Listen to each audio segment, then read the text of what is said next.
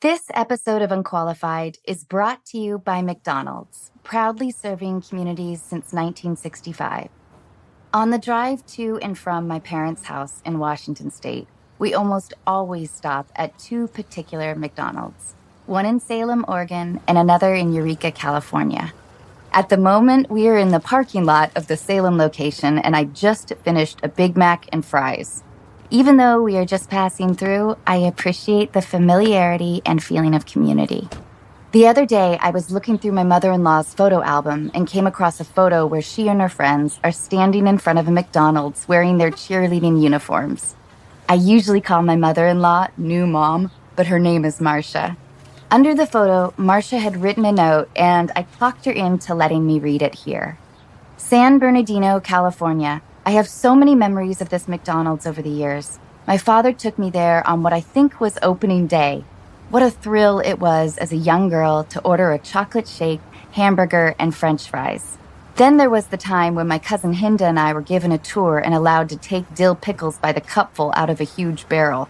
We must have eaten 100 pickles each. Everyone in my family knows the story of how I accidentally missed the ketchup container and dipped a fry into my milkshake.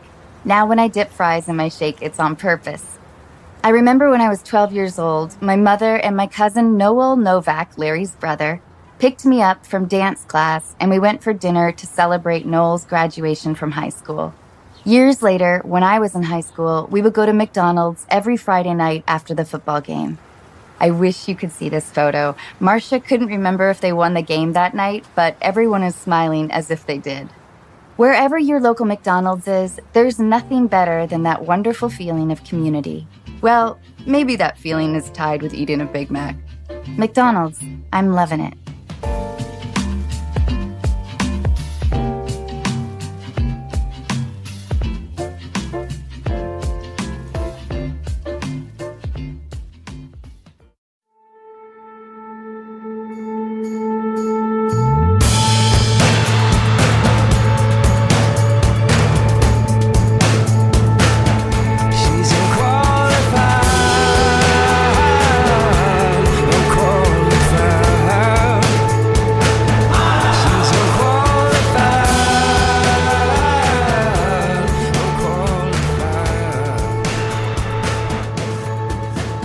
Bring up an embarrassing experience with always. You and I. Please. Do you remember, like, at 4 a.m.? Yeah, we're in the Super Bowl in New Orleans. And I like trapped you in the concierge lobby, the exclusive lobby. Right, we were in the exclusive lobby and at a hotel. I made you play acting games. Mm-hmm. Wait, can you tell us what? Go, rewind a little bit. What happened? Where were you? So you were. What more Super do Bowl you is need over. to know? The Super Bowl is over. I can't remember if it was over. It was, yes. I think by 4 a.m. it was over. It was like a late night in the night of the Super Bowl in New Orleans. I do not remember why I was in the lobby. Yeah. I took my brother. Okay. And I think he was like passed out, and we had one room, so it was a little bit awkward. You know, like I had the cot. I gave him like the king bed. Very kind of you. Thank you. But as a result, I'm like in the exclusive. What do you call like the exclusive lobby? But I hadn't experienced lounge the 10th floor lounge. Yeah, I know what you're talking about, right? The executive floor. Yes, and it's filled with like tons. I don't know. There's a lot of like. There were people there. It was after the Super Bowl, so they had like, hey, go out, but also here's your little safe zone. And so turns out I made it a very safe zone. I accosted Nick Kroll, our guest tonight, dear listeners. I made him play acting games. Yes. Do you? I am very rarely in places I don't want to be. So I was happy to be in the VIP lobby of a hotel in New Orleans playing acting games at 4 a.m. Yeah. Do you remember? Because I remember I had like a couple of brief moments of sobriety when you looked at me like, what the fuck is this girl doing? Like one of those things. And I had to do a little like those moments of like, oh, yeah, that's right. I'm to be forcing a stranger to play games. But I think, as I remember, honestly, it's like, what more productive thing could you be doing at 4 a.m. like after the Super Bowl? Do you know what I mean? Right. Like, it's like whatever you are engaging in at that hour in New Orleans is nonsense, and luckily could end up being damaging. So an acting exercises in a lobby was like, well, this is about this. You didn't mind it though? I don't think so. Wait, was it really an hour? I don't know if it was. I have no sense of time at that. I'm glad because I felt, to me, it felt like I kept you there. Like I held you captive for like 18 hours. It was, and you were just being kind. And I felt like you were looking at me with your sleepy eyes, and you were like, I was like, well, please go to bed, you fucking freak. I had quite a long day and evening, and my night. Does anyone want to hear the birds chirp in New Orleans? Yeah, I know, but I did have a crazy driver on the way to the airport the next morning, like deeply hungover, and this guy was talking. Oh God, I recorded it because his voice is so great. I wonder if it's still on my phone. I have only fond memories of that. Good. Yes, I had only fond memories of that because before that I had met a girl at a bar and was like, and she was really cute and fun, and like we went out and like we made out for a little bit. Ooh, that's fun. And I was like, look at this. I'm at the Super Bowl and I met a beautiful girl, and I was like, so where do you work? She's like, I go to Tulane, and I was like, B. I'm like, this is not okay. Whoa. Why though? I mean, she's of how age. Old? She was like 20, 21, and I was in my like 30. It just felt like I didn't. And then I brought her back to the bar where she was meeting her friends, and then like we were all leaving, but then she was very drunk, and I was like, I need to have witnesses that I'm putting this girl in a cab because this feels like this could end up terribly for me. I can't believe I've just said all of this on a podcast. No, you ended up being the really good person. So her friend showed up with her, and they got in a cab, and then I was like, fuck, what the hell is my night? And then I ended up playing acting games with you. And so then you it was had a like, crazy driver on the way back. Yeah, and then I had a crazy driver. You had like 18 crazy interactions. Yes, that's New Orleans. That's truly New Orleans. Beauty of that is. I'm looking, but I'm also just gonna see. I mean, I don't know how many years ago this is now. Like 3 years. Wait, was this a Giants Super Bowl? You took your brother to the Giants Patriots, the last one, right? No, that was my dad. This was the Ravens. The Ravens. It was the game where there was the blackout. Yes. The Ravens versus the Niners. The Niners, yes. And the Ravens won right at the end of the game. And it was really fun. I was with the guys from the league. We were all there together, and I remember walking there, being like, it would be easier for us to walk. And it was great. New Orleans is fun. It was so fun. It was a fun game. Anyway, did you find the guy? I didn't. I looked. I don't know. Yeah, I couldn't find it. This episode of Unqualified is brought to you in part by Osea. Wondering what to gift your friends and family this holiday season? Female founded over 25 years ago by a mother and daughter team, Osea's award-winning cleansers, serums, face moisturizers, and body products give you the results you want. Skin that looks and feels amazing. I recently got to try Osea's new body butter, which, like their now famous Undaria algae body oil, transforms dry skin without being greasy, has the same incredible scent, and leaves your skin soft, smooth, and healthy looking. If my experience is any indication, you can count on your partner giving you a lot of compliments. This holiday season, stock up and share your new favorite clean skincare and body care with your friends and family. Unqualified listeners get 10% off your first order with promo code ANNA at OseaMalibu.com.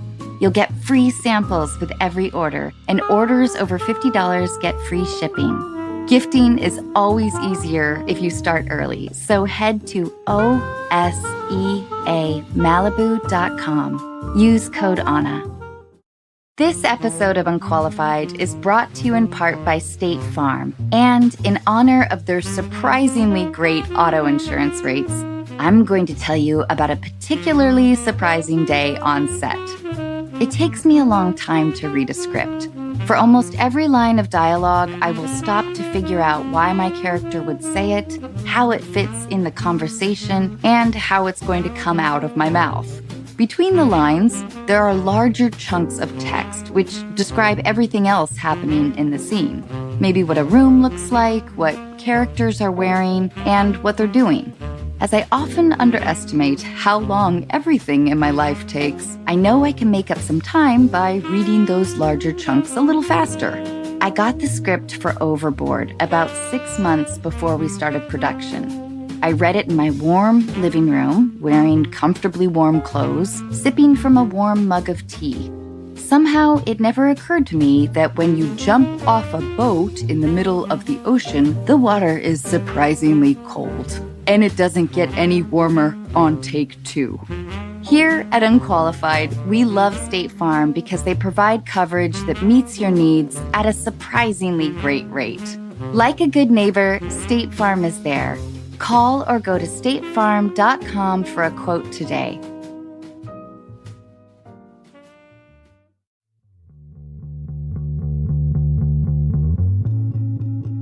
So are you okay? So just to keep score right now, I've admitted to hooking up with a girl. I was unclear of her age, and then I promised an interesting soundbite of a limo driver, and did not produce. You are not that. a disappointment, Thank Nick you. Kroll. Thank you. Will you tell my mother that, please? You are not a disappointment. Your son, Mrs. Kroll, your son. She's a huge fan. She's listening to the podcast. Really? No, I'm sorry. I don't know. My mom and dad, I just talked to them. They've never listened to a podcast I know. before. I know. Have your family, anyone listened to podcasts? Only mine, and they've stopped because it's so fun. I say, I was thinking about like the power, why I like the word cunt. Mm-hmm. And that was when they turned it off? Probably. Yeah, because I do say that. But I was thinking about how it's I like that word because it's similar to dick because it has power. It's unlike pussy, Yeah, cunt and dick are great one-syllable, sharply defined words with But you don't call a weak woman a cunt. No, that's true. No, you don't. You may call an insane person. Oh. Here's my son. Oh my God. Hi, darling. He didn't hear it. Dear listeners, he didn't hear anything. Hi, Jack. Hi, sweetheart. Say hi to Nick. Can you say hi to Nick? Hi, how are you? Hi, Nick. Hi. I'm not trying to have fun. I know you do love this part, don't you? Hello. Hello? Hello. Can you say it's hard not like? Baby. Yes, baby. Baby. Here they go, bathroom. Here they go, bathroom. Try to go bathroom. Oh, that's what she gotta go to the bathroom. She gotta go bathroom. Hey, what happened to the lady? She had to go to the bathroom. Hey, what happened to Miss Annie? She had to go bathroom. That's a good joke. It's a solid setup and What punchline. happened to Annie? She had to go bathroom.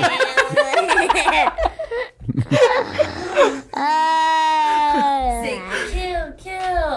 No. Yank her whiskers from her chin. No. Stab her with a safety No. pin. No. You gotta make me fin. Yeah. Fine. I love you. Okay, Jack. No. I love you. Oh, no. Can we play later? Yeah. I love you. I love you. Bye, Jack. Hey, bye, Jack. Hey, Jack. Bye, Jack. Hey, Jack. Do you know what happened to that girl? What happened to Annie again?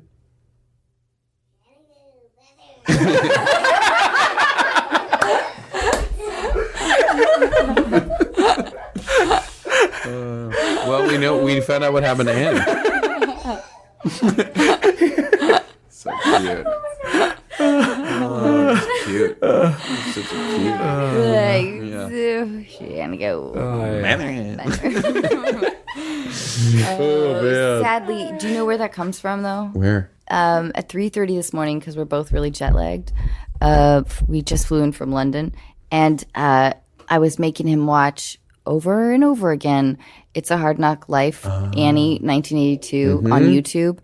And I was trying to get him to like perform with me. And there's this great moment where Carol Burnett is like, where Molly, the little girl, is like, Carol Burnett says, "Where's Annie?" And Molly says, "She had to go bathroom." And Mrs. Hannigan says, "She had to go bathroom." And I can't believe it. That's what he was locked in. That's what he picked up. I mean, it locked in. I didn't know. I thought Annie was an entirely fictitious character. I was like, that would have been more That's what I thought, amazing. too. well, even still, Cut my dialogue out. no, it's still impressive. Let's She had make to my go to the son bathroom. super weird with no reference. I Kids love do it. love. Does he like fart jokes? Oh yeah. I would imagine. Like, do we you all like fart jokes? I do. I think it's very. I mean, this is a segue into watch this. I'm in this movie, this animated film called Captain Underpants. That's Nice coming segue. out. Yes. Oh my God, Jack's gonna freak out. That's what I like. Literally, I had this moment just listening to him being like, "Oh, this movie might work." He's so excited. I'm excited. It's well, it's just like because I think what we do is like I think most people, like when little kids immediately, very early on, think farts and shits are funny. Like a little kid will fart and hear it and laugh, even before he or she knows like you're not supposed to laugh. And then they get obsessed with it. So then you have to tell kids like, hey, enough of the like fart jokes for a little, and you try to convince kids that they're not funny. And then like at a certain age, everyone is like, nah, it's pretty funny.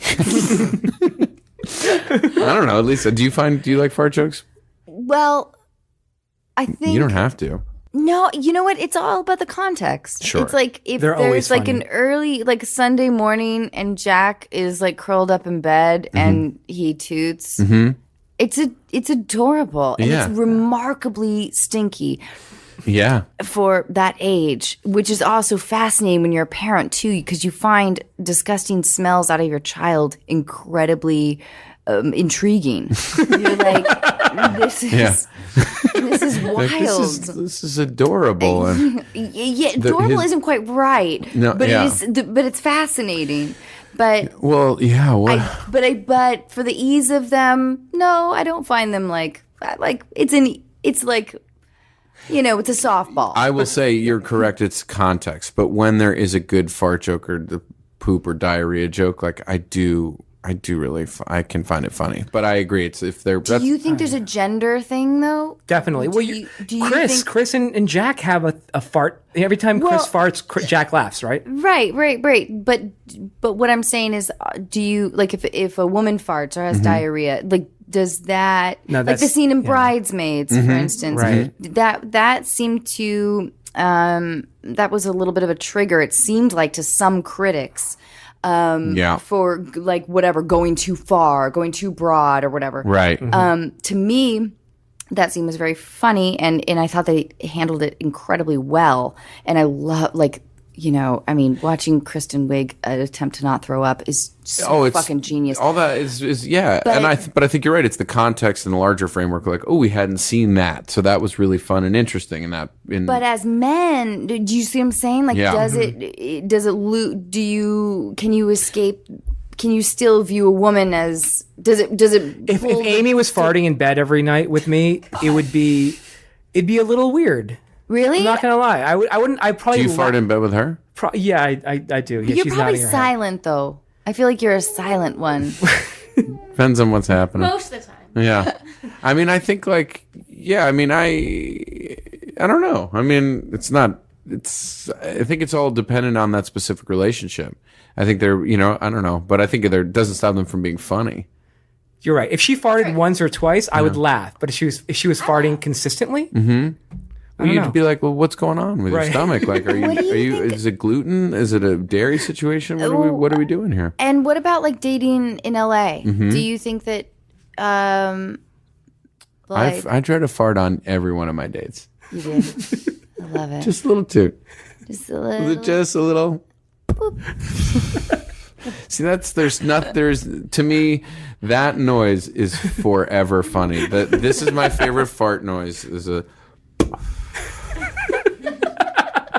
You're right, but that's rare. That's a rare one. Yes. Yes. Is it a rare one? Yes. It's a rare It's like a unicorn fart. And also could lead to What about danger.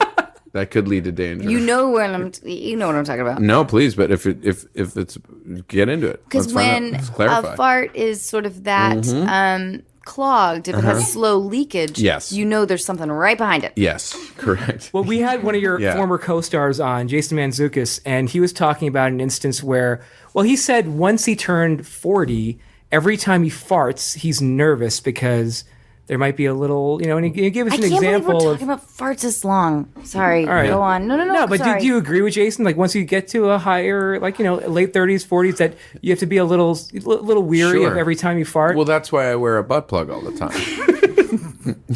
I mean, we're off farts now. I love it. Sphincter. It's sphincter time. It's sphincter time. Let's get to sphincter time. erotic segment, everybody, with Nick Kroll. Now, some people might call it a butt plug. Some people might call it a candle that you buy at Restoration Hardware. I was thinking the other day how, because our genitals are so different, Yeah. how men have this constant. See, as women, if you're wearing a thong, maybe you have a little bit of a reminder of oh yeah, there's my genitalia down there. But mostly we're not reminded on an hourly basis that we have genitalia down there. It's not like we don't. It's tucked away. Right. But you guys are reminded frequently, right? And we remind ourselves. Right. Yep. Right. That's true. God, that must be.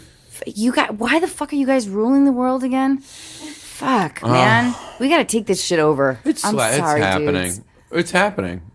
It's on the way. It's taking a little longer than expected. But it's don't you guys happening. just want to sit back for a minute? Just jerk off, sit back, let us make the money, let us make the rules. Just take it easy. But I think play we figured out a way to Warcraft. do both. I think we figured out. You fucking dicks. I think we still are in control and also Totally. have been able to lay back and not do anything. Is there a woman in a profession that you wouldn't date? I mean, I don't know if I date Kellyanne Conway. That's a specific woman in a specific profession. Right. But that's more. I don't know, though, dude. I bet she'd be fun. Yes. I actually think she's Yeah, one of those people who are totally. like, nah, okay. Yeah. You maniac. You'd be a you good know how time. hard she tries. Yeah, You yeah, know she's going yeah. to be a pleaser. Yeah. Yeah. It's just like the ultimate. The ultimate. She would be performance. under this. Yeah. She'd be under this table right now, Oh, God. giving you a good time. Yeah. God bless her. God bless God- Kelly. God- God bless. He- Oh my God! I can't believe Well, whatever. Yeah. Yeah. Here we go. Here we go. Is there any woman I don't think so. No, I mean, someone who maybe worked as a lobbyist for the gun industry. Okay. Something that where I was like, Okay, but what if? I mean, we all, especially in this industry, we have to compromise sometimes our beliefs. sure. And by the way, I'm not to say that people can't own guns, but I'm just something where I'm like, ooh, your angle on this particular thing is feels What if- really, yeah, Is it worse if she didn't fully believe in the cause but was still a lobbyist? Ooh, that's tricky. I don't know. I mean, I think it's I think in general it's nice to be with people, and I think it's I find it sexy when people are interested in what they're doing and passionate about what they do. Whatever it is, whether it's something in our industry or in anything else, if they find themselves, if they are interested in what they're doing, I think they're people who feel better and more alive in their life. So they're more interesting and attractive to me. Do you But I don't know if I was someone who's Do you I'm really passionate about oil and gas, and you know what I mean, lobbying. So I'd be like, oh, okay, let's figure this out. Do you like West Coast? Do you like LA? The band, Best Coast. I like LA. I've been here. It's crazy. I've been here longer than I was in New York, and I think of myself having lived in New York longer. Well, it's because time stops here. Time stops, and yet feels like it's hurtling past. Yeah. Doesn't time feel like it's hurtling past? I've been here for 17 years. Wow. And I can't believe it. Isn't that wild? Yes, I can't believe it. And it feels like you're like, oh, and I've been in LA from, but you came out here end of teens. No, I came out here. Well, I was 22. Okay. And it was 1999. And yeah, but it has gone. It's gone. It flies by, and life just starts to fly by. I think from wherever you are, but there is something about here. There are no seasons, and that I think sort of. And I also think yes, you're right. There's it's hard to gauge the passage of time, but also I think that there's because of the influx of youth here and the worship of youth, which has worked. It's great about LA because it accepts new voices. In a lot of, at least in the entertainment industry, a lot of times it also dismisses people quickly. You have to really like hone your hustling skills. But because of all those things, people delay adulthood, or at least whatever the norms of adulthood being, like marriage and kids and I felt like that. I do feel that way about New York as well, to an extent. Like I think you have a delayed adolescence, or you really arrested development, which I like. I'm participating in, and I'm like, oh, I'm okay with that. I mean, I've been thinking about it the older I get, where I'm like, oh boy, I got to figure some stuff out, and then I'm like, no, I don't. God, that's cool. I want to feel that way. Yeah, I mean, I think it's a advantage for men that we have if let's say we want to have families, we have a longer window to theoretically do that. But also, I'm like, I don't want, I don't want to. If I want kids, like, do I want to be an older father or a really old grandfather? Ooh, I don't know if I want, you know what I mean? But I'm like, well, it'll happen when it happens, or it won't, and that will be life. Just fucking fake dementia. Surf That's it. my plan. Fucking fake dementia, dude. I'm gonna start that shit soon. In fact, I think I already have. It is, by the way, you can't listen on the podcast, but Anna is wearing pants as a sweater right now. I'm wearing pants as a sweater. I sort of am, aren't I? That's a cool sweatshirt. California, you're wearing it. Yeah. Do you go back to where you're from a lot? We Were you from Washington State? Yeah. Both Chris and I are from Washington State, and we've got a place up there, so we do go back there.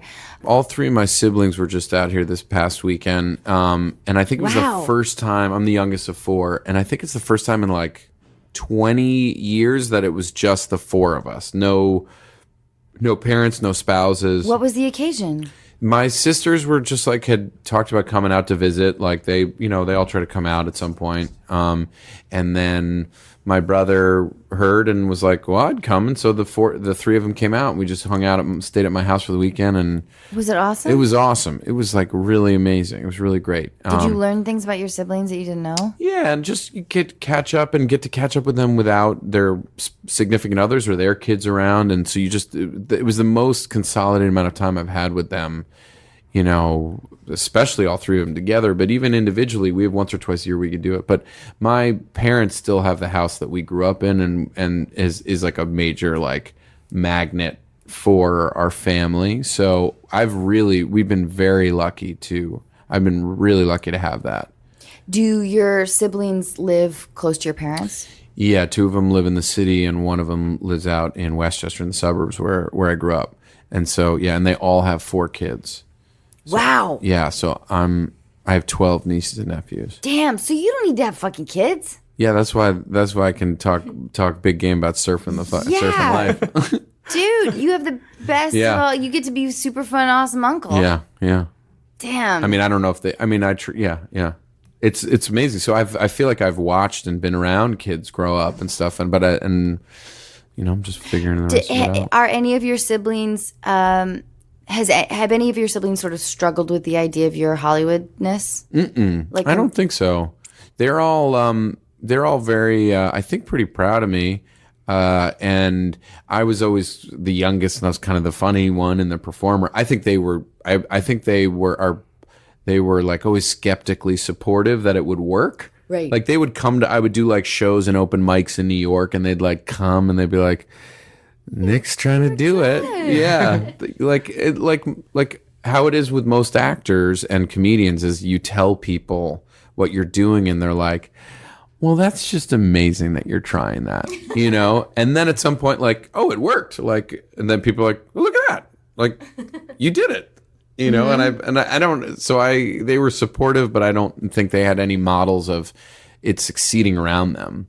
Or seeing that, like, because there's always like a couple people in your town who like go to LA to go do it, and then they come back like 5 years later, or they don't, but it's like, oh, whatever happened? He's like, he tried to act, it didn't, that's the major story.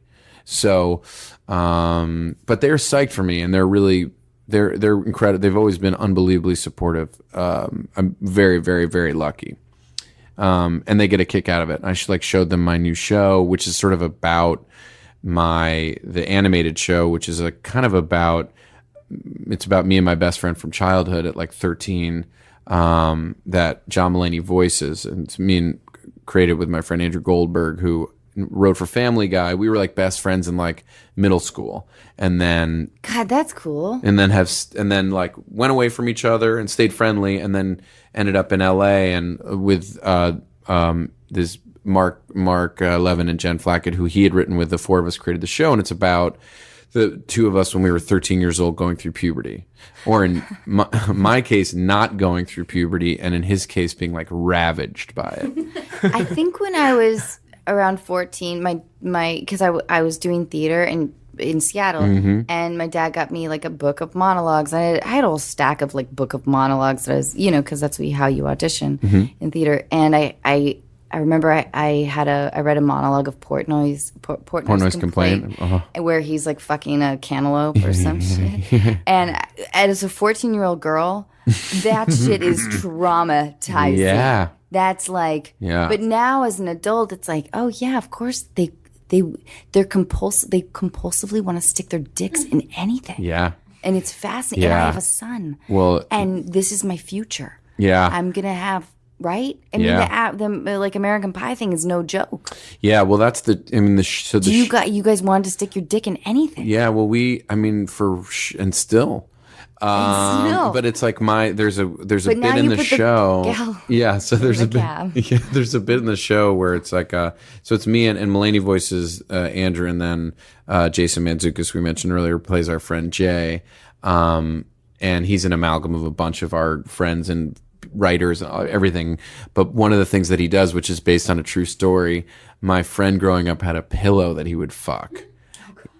And like regularly, and so I need to know like the feather density. Well, of this so we pillow. we had worked out a whole thing in the show. Yeah, you had, right? Okay, well, was it like foam? Like we talked to him about, and the same guy later in life took a Gatorade bottle, warmed up a sponge in the microwave, and then stuck the sponge into the Gatorade bottle.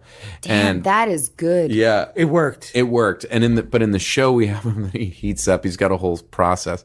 He heats up 2 bags of Amy's organic lentil soup, 2 bags, and then sticks it inside of what he calls the husband stitch, and then fucks the pillow. It's about warmth. Well, it's friction.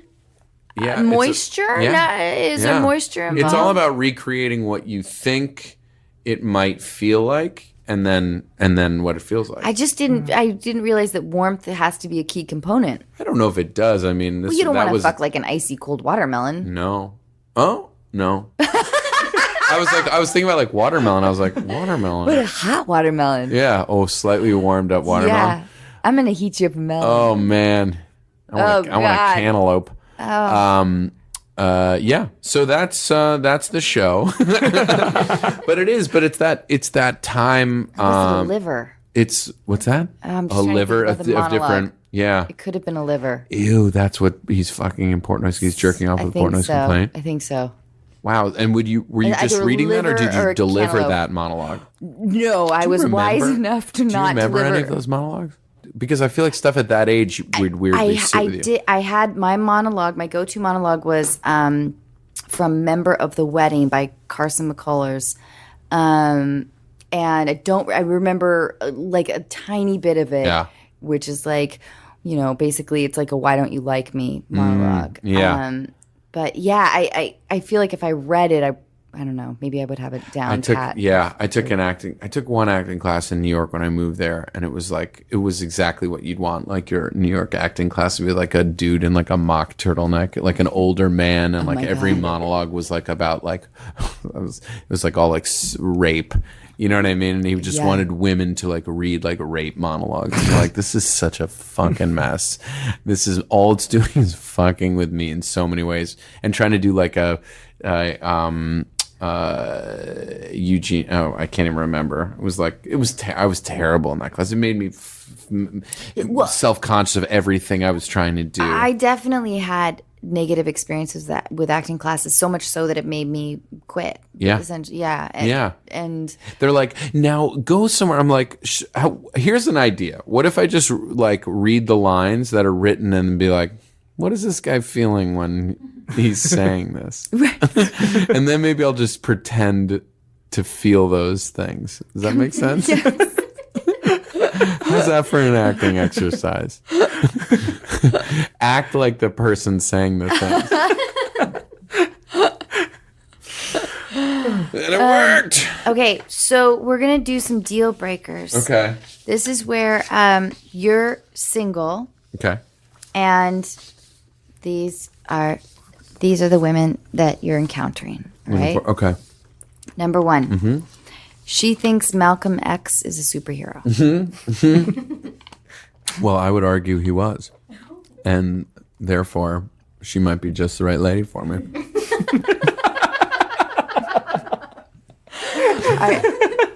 Are you going to give her like a little bit of like a civil rights education? I think maybe I think she might be able to do that herself. I mean, like that's, if she, I'm trying to think if I could, I'd let her, I'd have to probably I'd want to give her a little bit of, no, I think we'd have to learn together. Because I thought he was a superhero. Martin Luther King is Aquaman. Yeah. Mm-hmm. Yeah. Okay. So you're you're in with. I'm in with the girl who has no idea who Malcolm X is.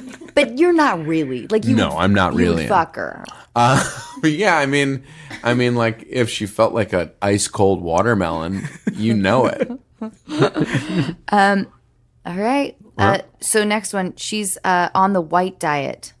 What's that? She only eats things that are white. Huh. Well, depending on how you interpret that.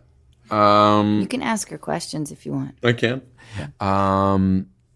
Does that maybe it's not intriguing to you, but all white diet? No. Although I will tell you this: when my dad was young, when I was younger, my dad used to have he had like a food therapist who would who he would see and would leave videotapes for him. Not video, like little cassettes. And he would like listen to them in the car on the way to work and would be like, Jules,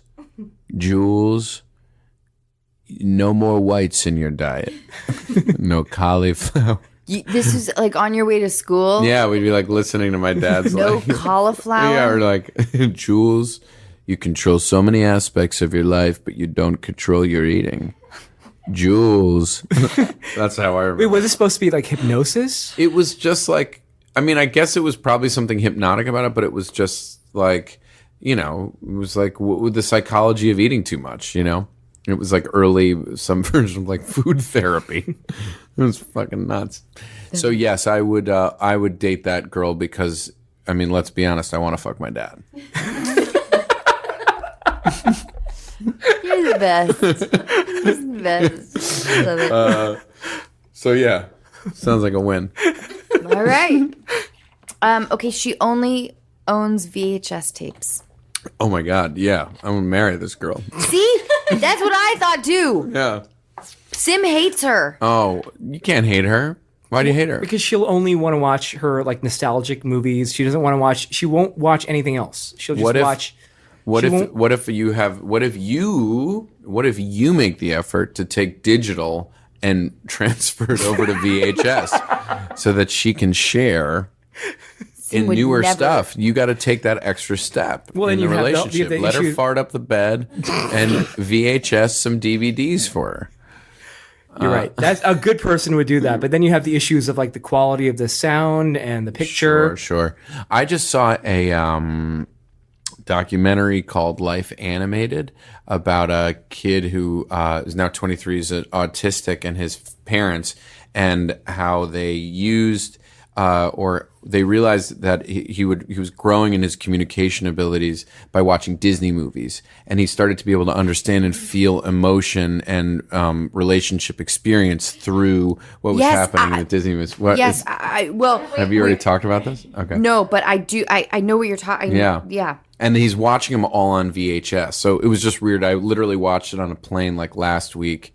I was flying back from New York, like so hungover, and I put on. First, I watched that documentary, which I cry on planes a lot. I don't know if you cry on planes. I do too. I never cry. I cry. Planes are like, there's less oxygen, so you're just like sweepy. Is that what it is? I watched that, and then I watched Lion, the Dev Patel movie. He found his mom. Family. I was just like for like 5 hours, just like the brother died, and Mandy Moore is in like the row below, but behind me, and I'm like, oh, Mandy Moore's gonna be watching me cry this whole plane ride. That's hot though, right? Sensitive, so sensitive. I don't care if you know who Malcolm X is. I love you so much. I love you so much. So you're forgiving. That's what I'm learning. The very kind soul. Open it up. Open up that heart. Open it up. Like you are willing. You don't. Because Sim is incredibly picky. I have a lot of opinions about this stuff, but I'm deeply opinionated. I have huge walls, and I'm incredibly judgmental. So that's the shit that we want to see. Yeah. So speaking of that, though, oddly, the last deal breaker is she only watches Disney Channel. I mean, obviously, we've already gotten into this. Exactly. I'm watching Life Animated. I'm watching movies about people watching Disney movies. Now, you could argue there's a difference between the classic Disney films, and the Disney Channel. This is a Disney Channel. This is the Disney Channel. I would argue that the lessons are the same. Whether you're watching a sassy 13-year-old girl who like works probably at a .com. You're the perfect man. I am the perfect man. I will accept all of your quirks, everything that's going on with you. And then, no, it's not true. It's just not true. Oh yeah. Well, I want to know what would be, can you think of something that would be a deal breaker for you? Deal breaker. You might not like a braggadocious woman. No, I mean, I like confident women. I mean, I like people. I like, and I like people who like what they're doing. Do you like people? Do you tend to date people that are like in the industry? I mean, that you end up drawn to them. I mean, yes and no. Yes, and in that you're just around the community, the people that you're around day to day, and two, there is a certain like quickness that I like, that am attracted to, that oftentimes, people in the entertainment industry have, or that creatives have, but no, I feel no. I would love to be with someone like an astronaut. I mean, can you imagine? Fucking sweet with that, babe. Lady astronaut. Be like, look, we need some time apart. And she's like, all right. Peace. Up into space. Come on. And then I go to my man cave. Whoa. Sorry. Would that be intimidating to you? An astronaut? No, because they can only be like 5'9" and under. It was just height. So it's all about height. No, I think it's great. I think it's awesome when I like people who are good at what they do. You know what I mean? I like women who are like, who are good at what they do. Yeah. I do too. I mean, that's a passionate person. Yes, but it is. But also, would it be intimidating to date an astronaut? It would be rad. Give me all that free ice cream. Be just like in terms of endearment, like their whole identity, just like we are as actors. Sure. It's like you would be describing. It's a loaded profession. Yeah. Yep. Uh-huh. Because I have a list of men in professions you shouldn't date. Can I hear? Oh, sure. Yeah, I'd like to hear one or two. Oh, sure. Well, number one is the unemployed video game designer. It's changing every time. It now. is, but mostly it's magician. Number one. I is, hear you. I have a lot of and not I like have issues with magicians. you do. What are your issues? I mean, I know people who are magicians, and they're some wonderful people, very smart, talented people. But also, like, there's something like very con man about their job is to trick you, and there's something about those people. And I'm like, why would you spend so much of your time trying to trick people? There's something like untrustworthy. Well, Anna, you feel exactly the same. Exactly the same. Number two is musicians. With the exception of a few people, because I love a lot. And these are people that I actually find fascinating. Sure, but you don't want to be with them. Well, I worry about musicians, and if they're really successful, I just wonder what that head rush must be like of having thousands of people screaming at you. And as actors, we don't get that. We get a resentful crew. I mean, we get a lot of ego trips, for sure. Sure. But we don't get like that immediate adoration. Yes. And I just wonder how that would affect a relationship. I would have to think that it would be it's possible, difficult. and I think there's also a thing with men and women within it. But like having done comedy, and comedy is very different than the response you get from a musician, the adoration you get of listening to someone's song, people dancing or singing along with you versus laughing. And I would say there's plenty of people who do that and like just exist and go on, and you're like, they get off stage and they're like, great, that was really fun. And then they go back to their lives, and it's just like anything else.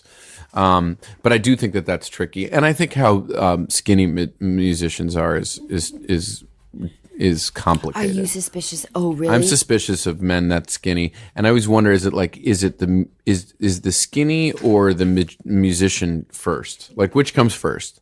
They're like, God, I got these legs that look like a 70s animation. Like, should I become a musician? Should I start playing guitar? As a woman, I don't love when a man can fit into my jeans anymore. I used to, apparently. You did. You like that? I guess I used to. Yeah. Yeah, that's always interesting to me. That's really strange, though. How is that possible? Have you seen musicians' legs? But itsy tiny. Yeah. But waist, like you said, fit into your jeans? Yeah. A waist of like, what's your waist? 24? Yeah, but how did I guess that? Okay, but there's no guy with 24 waist. Listen, You'd be surprised that some really like would be. go and to all like jeans are stretchy now. go to the small stage at Coachella. Go to one of the weird small stages, or or go to Nashville or Austin and spend like a weekend and just see these like little like stick figures with like little leather jackets on running around. Like a hankering for those like 70s claymation guys, like a hunk of cheese on with like skinny legs walking along. That's what every musician looks like. But having said that, I totally adore all creative people. But I just wonder how that element must. I've dated a few musicians, and I really dug it. I liked watching them perform and being like, "Ooh, I can't do that," and I really like that.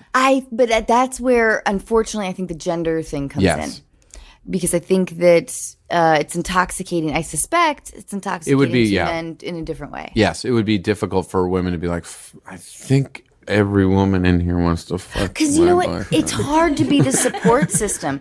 On the third one is athletes. And I was married to Hope Solo for 4 years, so this is a little tricky for me. She's hot. She's super hot. Feisty. Yeah, she is feisty. She's from my She is from Washington State, isn't she? Yeah, she don't fuck around. not my Hope. No, Hope don't fuck around. So it was Here a comes roller Hope coaster. Solo. Ladies and gentlemen, Hope Solo. So it was a real roller coaster. It was a real roller coaster of a relationship. But she's beautiful. I like soccer players. Do you like a feisty woman? I do and I don't. I'm actually pretty even keeled, and I don't love confrontation. Yeah. But yeah, I mean, I like people who know what they fucking want. I'm not great with confrontation. I'm trying to get better at it. It's now, a tricky thing. but, It's a tricky thing. No, it's not pleasant though. I don't. It Like the fact that mystifies I'm me. just taking all the cookies I in here love and it. just crushing them up I on love the. that. I love it. These cookies are like 1960s cookies. Can you describe to our listening audience what you're? They're like it's like a You're thin. right. It's not a shortbread. It's got a sprinkle on it. And you can take a picture of the cookie. We're gonna get some photos. This is a Half Moon cookie, but it's like some 1950s cookies. And then I'm looking at like Bee's Bakery. I just said the name of it. Shout out to Bees. Maybe get some free cookies down the line. But it's like I don't know what it is. It feels like you're at like some sort of religious event, and this is the cookie you get. You know what I mean? I don't think Bees is going to send us any more cookies after. Why not? They'll give for your confirmation, your bat mitzvah, a wake, shiva. Or what about like a school orientation? Yeah. First day at school. You're right. This is like church basement. Want to dip your weird cookie into a small cup of coffee? They were at my bar mitzvah. They were at your bar mitzvah. Bee's Bakery was at your bar mitzvah. That's There you go. our new intern homeboy. Yeah, there it is. It's all happening. So, man. So we're gonna play a game now. I guess. Yes, I'm really excited about this. And they came up with this, and I don't know what to do. Right. And also, I'm quite bad at these. So let me explain something to you, Nick. Mm-hmm. Anna's record on this podcast for games is 1 in 10. All right. So She's not very good at this. yeah, but she hasn't been shut out. She hasn't. been Thank good you. at it. There you go. Thanks, Yeah. dude. There you Yeah. Fuck you, Sim. Whoopee. Suck it, dick. This is a new game. We've never played this on the podcast before. It's our first audio game, Anna. I know you haven't been asking for that, but I don't know what that means. All right, I'll explain it to you. This is a game called Know Your Lines. Oh, So God. Oh, between you two, you both have been in, and I counted this, a combined 472 episodes of television and movies. What? Wow. Yeah. Wow. Crazy, right?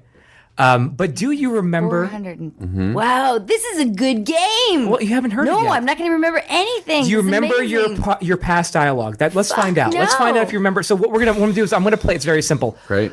You're gonna take I turns. feel like we're gonna be pretty equal in this, so I feel good about We're gonna take turns here. Nick, you're gonna start. I'm gonna play a Okay. little Do clip. we have a thing? Yeah, you're gonna do we listen to need it. to- do we Nothing. need a No. We're taking turns. Great. Oh, okay. Yeah. All right. So, So no jingle jangle. No jingle jangle. And That's so the Nick, vagina. I've never seen one of these. This is exciting. But do you think I was thinking about drawing hair or putting some of Chris's like mustache hair that you Clippings, some Know, yeah. clippings What do on you there? think? Don't you think that would sex it up? Yeah, it would help you figure out which way's up. Yeah, I mean, Nick's examining the vagina. I know. Well, I've been looking a lot at penises and vaginas at recent, so it's very interesting to see the inside of them.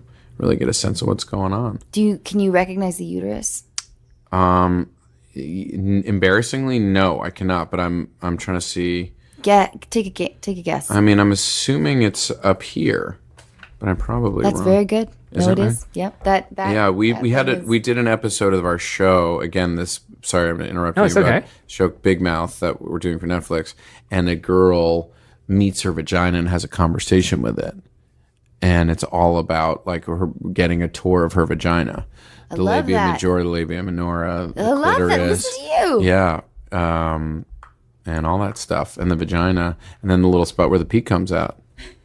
Yeah, the mystery. Yeah, where's that, That is spot? the mystery. Is this where the pee I comes mean, I out? don't think you actually really, unless you pee onto a where the pee mirror. comes in? Yeah.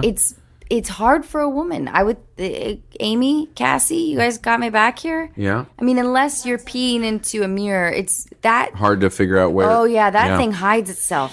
You know, there was a 3-year period where I was being paid to pee into mirrors, and And so I learned a lot about myself and my vagina. Sorry, where are we in the game now? We're going to start the game right now. Great. So, again, know your lines. Nick, you're the first one to go. I'm just going to play a little clip for you. You're going to tell me what TV show or movie. This is the first one. This is a line from him. This is a line from a past movie or TV show. Okay. First one. Here we go. I just discovered the next Alicia Keys. I swear to God above, I can vouch for her. Uh-huh. It's an easy one. Yeah, it's Bobby Bottle Service. Dang. And What movie or TV show? I know. Well, it's from Kroll Show. I'm just trying to think of the specific sketch, and you would know, but it's Kroll Show. It's You're getting some disagreement over here. Am I? Hold on. There's a little bit of... Oh wait! Oh no, it's not. Oh my God! You got it wrong. Dude, you got it wrong. That's right. I know what it is. I know what it is. I was because it's very interesting. I know what it was. Feels so long ago, but I can tell you what it was. What is it? It's from Get Him to the Greek. That's correct. And it's the scene where we're pitching Diddy about record executives. I was like, boy, that my Bobby Bottle Service accent seemed like super very sort of like not good. And then I was like, oh, it was because I wasn't playing Bobby Bottle Service. So I'm not going to give you credit for that. No, as you shouldn't. As you shouldn't. You're a fair man. I am a fair man. You want to date an astronaut? Yeah. You put And I don't get points where I don't deserve points. Play acting And when I take a games with- vagina apart, I put it back together. Anna, it's your turn. Ready? Yeah. And that is what I say every time is foreplay. Anna, this one's for you. Just friends. All right. See, we started off easy. Good job. You know your movie's better than I do. Well, that line I'm a has become bubble. a little bit of a thing. Yeah. I'm a bubble. The first one is going to be an easy one. I'm surprised that Nick got the first one I wrong. blew it. I got nervous. Second question for you, Nick. Mm-hmm. You know, this is really awkward for me. I mean, here you are, a student of the game, just getting bent over by Yeah. my pawns. Okay, hold on. I love this. this is a good game. This. Good Yeah, job. thank you. I thought that this was going to be easy for him. I would think so. Well, it's a student of the game. Just get With a large body bent of work. over by my pawns. By my pawns? I'll play it again. Yeah, play it one more time. You know, this is really awkward for me. I mean, here you are, a student of the game, just getting bent over You got by it. my pawns. You got this. Yeah. This is from probably the highlight of my career. Ooh. It was a little TV show called Caveman. Yes, that's correct. It took me a while though because I have genuinely blacked out that time in my life. It was 10 years ago to the day, basically, because it was right before the writer's strike. Do you remember the Geico Caveman? I don't know if you remember the commercial, Oh, yeah. the Geico Yes, Caveman. of course. Well, they decided to make a TV show out of Yes. it, and they didn't. Yes. Oh, I remember it. And so Right. I was. Oh, you were that in was it. You my were in it? first. You were gig. one of the cavemen? I was one of the not in the commercials, But in the just TV show. in the publicly reviled No way. TV show. That was the gig that brought me out to L.A.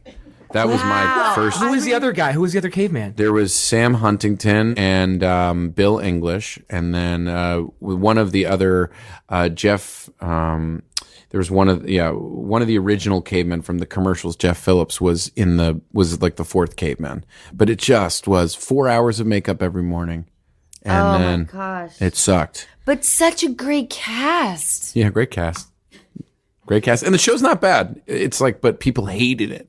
People hated it so much. It's like we worked like 90 hours a week getting in and out of that makeup all week long, and then it came out and everybody fucking hated it. It was like brutal because I remember I was listening to that and I was like, "Where's that?" And then I'm like remembering, so I'm like, bent over with those pawns, and I remember because I can hear them. I had fake teeth. We had to wear fake teeth over our man, of teeth, course. top Oh, and bottom, God. and they would glue hair to our, like, we had 4 hours of makeup to get this, and then hair glued onto our arms and legs anytime any skin Did was you showing. end up like hairless? No, because of I ended glue? up my skin fucking going bananas. Yes, I bet. And it's been crazy. I was anyway, sucked. It fucking sucked. I'm so grateful because it got me like a show on TV, and I was so thrilled when it was over. It was so hard. I'm sorry to bring that back. That's all right. Anna, this one's for you. Ready? Matt, I don't know if you're having some kind of fantasy here, but I'm not gonna follow you to Buffalo. Winter Break? Yes. Wow. Sims movie. I produced that Yes. movie a long time ago. Really? Yeah, and you did a tiny little cameo as a favor. I know. Yeah, Wow. Milo Ventimiglia was in that movie. I know. And I know. Eddie K. Thomas, a long time ago. Wow, This is a good while one. ago. You know Yeah. why I remembered that? Because of the buffalo. Right. That's the only time I've said Yeah. Buffalo. buffalo. What about that line. song playing in the background? So I did you know. work how about that? Well, I was at a party, right? So You were at a party remember, at the beginning of the everybody, we're at a party, so let's We're at a speak party. up. And everybody in the background, I let's don't know be what kind of quiet. fantasy you're having. Yeah. I'm not gonna follow you to fucking Buffalo. Nice. That's how I should have done it. Fucking dick. I'm sorry, Sim. I let you down. Yeah. didn't I let me gave down. you like an Kidding me? ambivalent performance. Oh, you were playing the reality of the scene. I'm not gonna follow you to Buffalo. That's the truth. You weren't. You weren't. You're not mad about it. I'm not going to what follow kind you of to. fantasy you're having? That is like plot summary. Yeah. Like in Look, we got to cut 20 minutes out of the movie, so we're going to get on in here. We're going to get her to deliver the monologue about going to Buffalo. This fantasy is Buffalo. This was in all fairness, it was a patch. It was during reshoots. We were trying to just kind of clarify some stuff. Yeah. Thank you, Anna, that for was doing the that. clarifier. It didn't make much of a difference as far as Listen, distribution audience goes. just don't- Exposition is my passion. The audience just don't. It always has get been, it why always will be. This guy, he wants to go on winter break. Why is he going to Buffalo? And he never went to fucking And he never goes to Buffalo. You know where he went? Aspen. I would have gone to Aspen. Too. We got to told me he present was going this- to Oh, but Aspen. this fantasy of Buffalo. Oh my God. But she says she won't go with him. Okay. All right. Boom. We're on the plane to Aspen. Oh my God. I love that I have a sense of humor about this now. Yeah. But back then it was really rough. We're gonna need Milo. He's on Heroes. Yeah, but we need him to. We need to get him in for reshoots because we really want to drive home this Buffalo option. He's on Heroes right now. You know that, right? No, we know. Oh my God. We've got Anna Faris. She's agreed to come in and help out. It's gonna be a great scene. Hey, you guys. I know, but I have a couple of notes. I just want to know, like, why I wouldn't want to go to Buffalo. 'Cause I am not. Anna, great. That's a great note. We're gonna take that into I feel consideration. like my character is from the East Coast. Yes, and And- topless. And you know what? She has a love of, like, you know, I think I always felt like she wanted to discover, like, the new hip town. The new hip town. You know, That's like, what we. That's what we where's think the next too. Portland? You know, whatever. So she would want to go to Buffalo. She Anyway, would. the whole thing did not make any fucking sense, but I did it for my fucking friend. I hate playing a one-dimensional character, but that's what I did for him. That's honestly, that's what I don't know what kind of fantasy you're living in, Nick Kroll, but I am not going to fucking Buffalo. And that's what Hope Solo said to me that's when we broke up. I was going to play for the Sabres. The Buffalo Sabres hockey team. Okay. Oh, I like you on skates. Yeah, I played hockey for 1 year. You did? Seventh I could grade. totally see you playing hockey. For 1 year, I tried. I was like, I want to play hockey. And everyone was like, you don't know how to skate. And I was like, yeah, but I'm tiny. I was terrible. But I learned to skate real well. It was great. Were you like one of those kids that were like, because I would like, yeah. Were you a skater? I could see you being a figure skater. I would like go to like the local skating rink and like putz around, but whatever. But I remember like the hockey boys were always like, shh. Like that was the only move. Yeah. The They would, hockey like, stop. Yeah, the hockey they would stop. like go around as fast as they could and then suddenly stop. Yeah, and like It was like, below a bunch damn, of ice. I want to around. ride that cock. Yeah, I want to get that. I want him to skate up in my Yeah. pussy.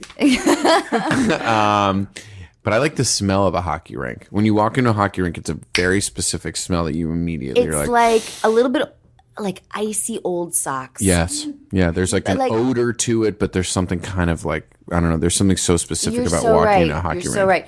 There is a really specific smell of a ski bus. I don't know if Yeah. you guys, like it's like orange peel with like camping gear. Yeah. It's sweat and the desire to have like some vitamin C on the way up to the It's mountain. like it's like the sack lunch that was eaten 5 hours ago. And like some guy with like a roach in his Gross like weird wool socks. Yeah. No, I would. This was too young. This was back in the day. I gotcha. I want to be on your ski bus. Okay. All right, let's keep going. Fine. Nick, this one's yours. One of your pre-existing holes and fill it with my seed. This one's easy. I think this is from the league, Ruxin. That's correct. I would say that's a horrible That video was a- message that was I'm a leaving. gimme. That was a gimme. It's 2-1 you, Nick. Okay. All right, Anna, you're up next. I love that show. Wait, 2-1 me. Wait, Nick. No, 2-1 Nick. Yeah. I'm Oh, Wait, wait. How, I'm did one you ahead give of him- you. did I'm one give ahead of him you. the- What? Wait. She got get just friends. Yeah. I Yeah, got she's both. got 2. I've got Oh, 1. shit. Sorry. 2-2, and she's could go up And 3-2 you- right you now. got 3-2. My bad. Oh, I don't know what fantasy I'm living in, but you want to go to Buffalo, and you're up. Anna, this I one's want yours. to go to Buffalo. Ready? We've got dreams. Okay, we've got big dreams. Southern Bells. Southern Bells is Yeah. correct. Got a southern accent. Bad one. It's good. It's got That was a something little good. bad.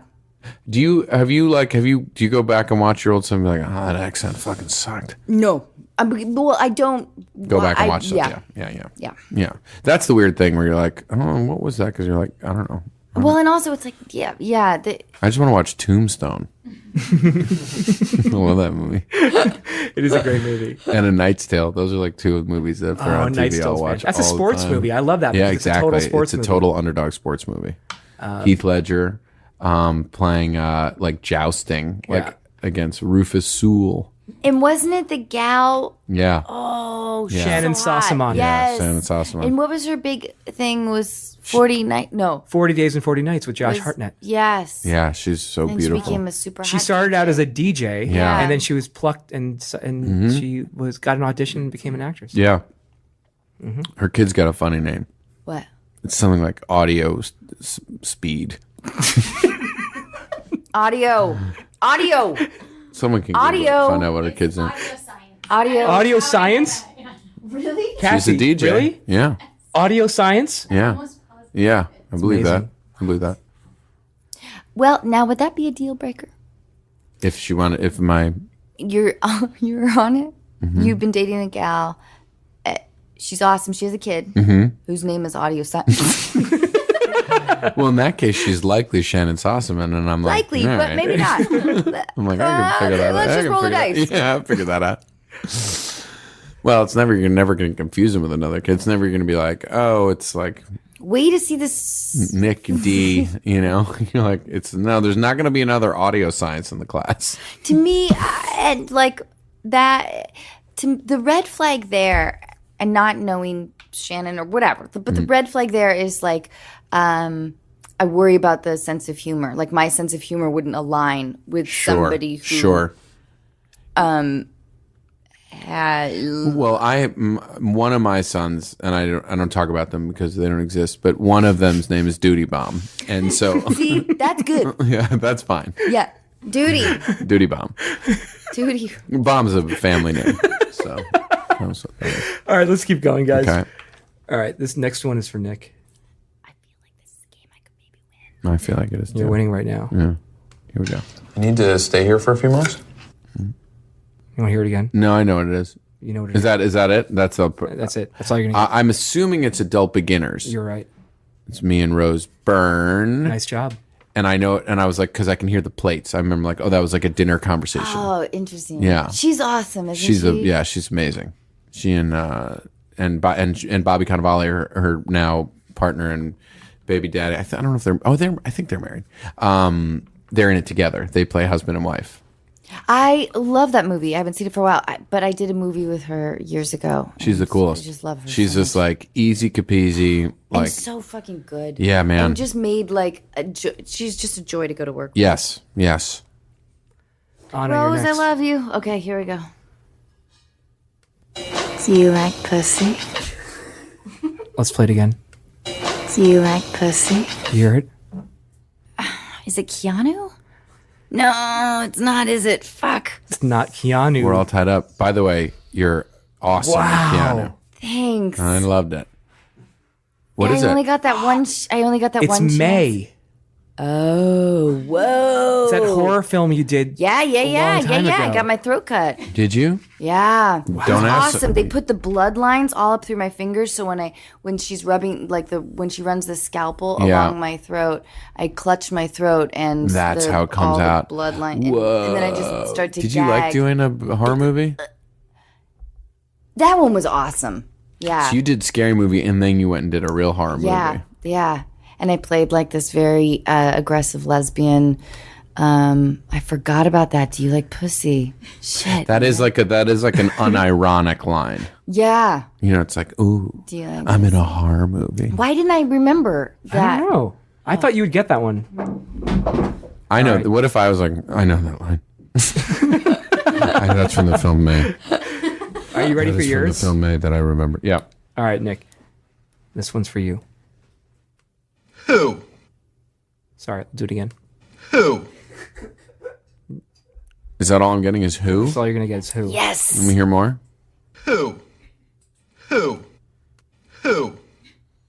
I mean, I like just hearing that word over and over. Well, and you do it so deliberately. Yeah. Who? I really Like made a you- choice. Yeah. Who? Right? I can't recreate it now. Because at that moment, and I'll tell you, and I don't know what the project is, and I'm stalling. But I think in that moment, the character wanted to know who.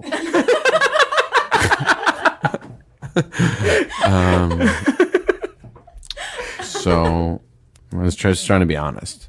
And that's all we can be, right? That's all we can be. With our work. Who? Who? I have no idea. Good old-fashioned orgy. A good old-fashioned orgy. Who? Who? I don't even remember. Who wants to participate? Who wants to participate in the orgy? Who? I do. Not till pretty far into the movie. Wouldn't it be amazing if you could do a movie where all you did was ask questions? Oh, Like the it's a whole dream. movie. You didn't have any other line. Mm-hmm. Your whole dialogue was just question. That's like, I mean, it's like that was what it would be like if you were like David Caruso and like NYPD Blue. Yeah, but that's not Where questions. were you? That's statements. But he's asking a lot of interrogations. Where were you on the night of the murder? And did you like her? And when she screamed, See, how did they're- that feel? They're a little more statementy, right? Yes. Right. Well, What that's if you were the power truly of like Caruso. what if you were truly like? I just want to quickly unbelievable. plug my podcast, The Power of Caruso. It's on the sunglasses network. Self-help. Okay. Yeah. All Sorry. right. Last question, Anna. This is your chance to win. You can actually beat Nick right now and up your record to 2-10. Yeah. If you get this one correct. Ready? Plus, hotels are fun. My room has this little fridge full of free snacks. Wow, you don't know this? Okay, I'm eager. This is for the win. Yeah. Okay. Can I say the character's not that smart? Plus, hotels are fun. Because they Plus, have hotels are fun. My room has this little fridge full of free snacks. okay, and so you're misunderstanding. Friends. Yes! Wow. Wow. Nice job, Anna. You win. Wow.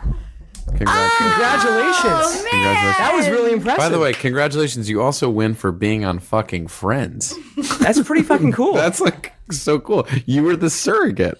I was. Yeah, that's crazy. Yeah. It was all I remember is just feeling tidal waves of fear. Yeah. From that Was it experience. fun? Was it not fun? It Did you know it was because you were like, this is a big fucking deal? Yeah, that's how I felt. Yeah. And I felt like I didn't belong. I didn't know the format. I didn't Sure. know.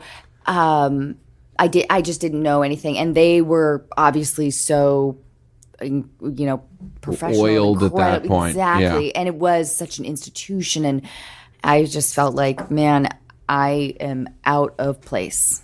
That is the weird thing about those moments in time where you're like, because like everybody wants that opportunity to be like, hey, you know the show that everyone in the goddamn world is watching? Right. You're the new cool character. Right. You're the fun new character that's going to be a big old part of it. And I kind of thought it would be like a nice payday too, which it wasn't. No, they're like, no. Right, I right. always think about like Gunter. He was the guy on that yes, show. yes, Like, yeah. did he clean up? I don't know. I hope he did. Yeah, he did all right. He did. He did all right. because he did. Good. I did. Good. I mean, I get my 29-cent check every now and again. But God damn it. Was it weird to be on a show like? Because that's when everyone in the country was watching the same thing. It was so. I was so unbelievably intimidated. You know, you round a corner and there's Jennifer Aniston and Kraft is it's like, oh, I gotta get out of here. I don't belong. Like, I felt like I was in the wrong place. Was she pushing vitamin water and Aveeno on you? She was so stunningly beautiful. Yeah. And is, but I just at the time I was like, you know, I just really felt like I was unbelievably awkward. Yeah. And I could hear it in my voice. That's why I think I remembered it. Isn't that weird that you can hear the like, I want to do well. I want to do well. Yeah. I'm eager. Yeah, but it works. But it was so, I mean, I remember it. I remember you. I remember doing it. Yeah. Well, I mean, it's not like I'm like called out May. I'm like, hey, remember when you were on that show that 40 million people watched every week? Do you like pussy? That was on an episode of Suddenly Susan. Do you like pussy? Do you like that pussy? That was my main line on Caveman. Okay, so we're going to take a 5-minute break. Mm-hmm. And then we'll do calls.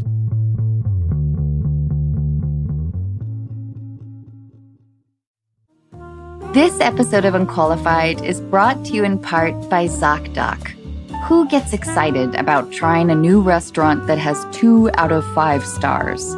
When it comes to finding healthcare, don't ratings matter even more?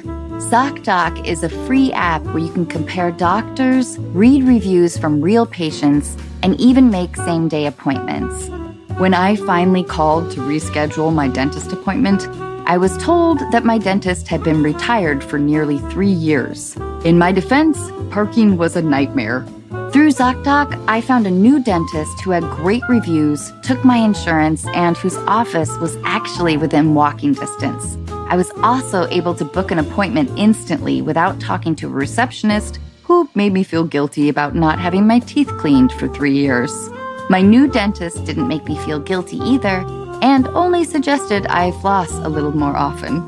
Whether you need a primary care physician, dentist, dermatologist, psychiatrist, eye doctor, or other specialist, ZocDoc makes healthcare easy. Now is the time to prioritize your health. Go to ZocDoc.com/unqualified and download the ZocDoc app. Sign up for free and book a top-rated doctor who might be available as soon as today. That's ZocDoc.com/unqualified. This episode of Unqualified is brought to you in part by Warby Parker.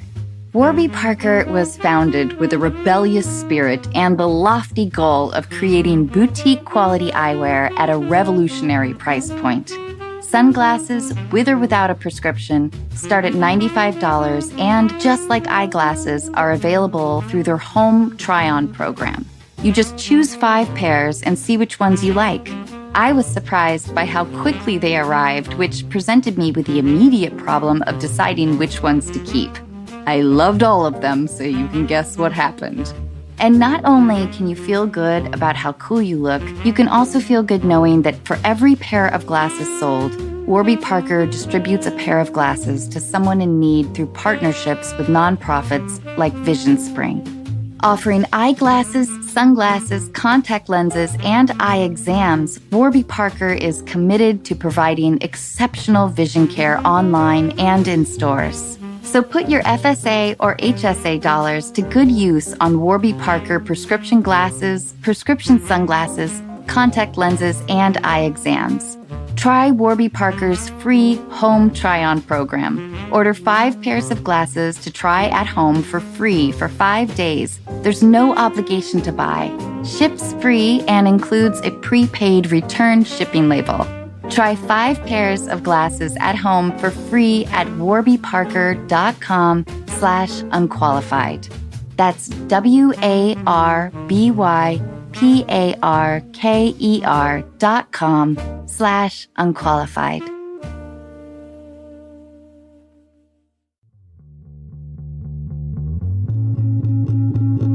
So, Nick, we're going to do one call and then we're going to wrap you out. Mm-hmm. So we're going to call Kelly now. Kelly is in Seattle. Mm-hmm. Hello. Hi, Kelly. Hi, Anna. How are you? Oh, my God. I'm fantastic. How are you? Great. And my dear friend Nick Kroll is here. Hi, Kelly. How are you? Hey, Nick. I'm doing great. How are Why'd you? you change your voice? Because she doesn't exactly know who I am. She knows my voice sort of, but she doesn't exactly know who I am, so she's working through that. Well, I'm a knows who little you are. thrown off because I'm used to hearing you as like the douche. Oh, so this is okay. a little different. There you go. See? Give Kelly a little credit, Kelly? you fucking dick. Kelly, I'm sorry. Maybe I'm the one who needs a little help here. No. We're all good. Hey, Kelly, so you're in Seattle. Oh, or are we not supposed to say that? Yeah, no, I said that in the beginning. Oh, okay. You can say that. That's awesome. You know, obviously, that I'm sure you know that I grew up there. Oh yeah. Sorry, Sorry, it's not like I like stalk you or anything. Did you grow up in Seattle or did you move there? I grew up. I grew up kind of over in the Bellevue area, but I went to high school in Seattle, and now I'm living kind of in the Capitol Hill area. Oh, awesome. Nice. Yeah. That's a good Nice area. Cool place. Nice. Yeah, it's a good area, and it was beautiful today. It's kind of one of those first. That's why you sound so happy, Kelly. Because the sun's finally out in Seattle. Hey, have you ever been to the Patagonia store? Well, they have the big REI. I've never been to the big Patagonia. There's a Patagonia store I went to in Seattle. Really? You didn't go to the big REI? I'm not allowed in REIs. Kelly, as a child, I stole hundreds of carabiners from an REI store, and now I'm not allowed ever into an REI again. Okay. Kelly, Sorry, Kelly. Kelly, This is tell about us. you. This is about you. Kelly, tell us what's going on with this guy you're casually seeing. Yeah. Oh, yeah. So I've known him 2 years. We first met when he was hired at the place that I was working at the time. He was hired as my boss, actually. And we had a lot of chemistry. We got along really great. But it was my first kind of quote unquote big girl job, and there was a big age difference between us. At the time, I was 24 and he was 35, I think. Big difference. So I kind of let him set the barometer for what was appropriate outside of that. So we ended up first hooking up about 3 months after we met. And we began, casually sleeping together, probably on like a pretty consistent basis, about once a week, give or take, up until currently. So for 2 years almost. Mm-hmm. Wow, for been 2 seeing years, him. just casual sex. Casual. So would it be like a nighttime drunken thing? Like, come on over? How did it usually play out? So like really like all sorts. So nighttime, like drunken, we go get drinks sometimes. Sometimes we go get dinner. And you never talked about any kind of relationship things? Like, are we together? Yeah, so we weren't together. We talked about it. Initially, we kept it a secret the whole time. Nobody at work knew. We kept it a secret more so just because our industry is really conservative, and there was a likelihood that we would have gotten in trouble for it. And also, there's a lot of time demanded. If you devote a lot of time towards your career, in any industry, you have a hard time developing a really a well-developed personal life outside of that. Mm-hmm. So that was kind of his stance, and also mine at the time. I was investing a lot into growing there. Did you want to be dating him more? Did you want a more serious relationship, or were you happy with it being casual? So obviously, feelings developed, and I think at times, the thought popped into my mind, obviously at times, but he always kind of kept his really close personal life at an arm's length for everybody at work. He kept his professional life and his personal life very separate. I probably got the most glimpse into his personal life of being involved with him that way. Mm-hmm. And from what I saw, I never was able to really make a good call of whether or not, for sure, yes, or for sure, no, I would want to pursue anything with him. Mm-hmm. So I have feelings for him. He had feelings for me, but we never really acted on it seriously. Except consistently fucking for 2 years. Yeah, yes. Yes. So Kelly, tell us what happened. Yeah, so throughout those 2 years, there had been times when I kind of questioned my trust in him. which I think is fair because we weren't committed, in an exclusive relationship. I saw the same woman's name pop up on his phone pretty frequently. And then pretty recently I saw actually like this gift in his apartment that was very obviously a gift from like a girlfriend or a girlfriend-esque role. Can you tell us what it is? Yeah, it was a blanket, and it had the like initials, like his first initial and her first initial. Embroidered. A monogrammed blanket. Oh yeah. Probably like from a cozy throw. Probably from REI. Oh yeah. Probably from frickin' REI too. So I asked him about it. I totally brought it up because it made me really uncomfortable. And he acknowledged it, and he didn't back away from confronting it at all.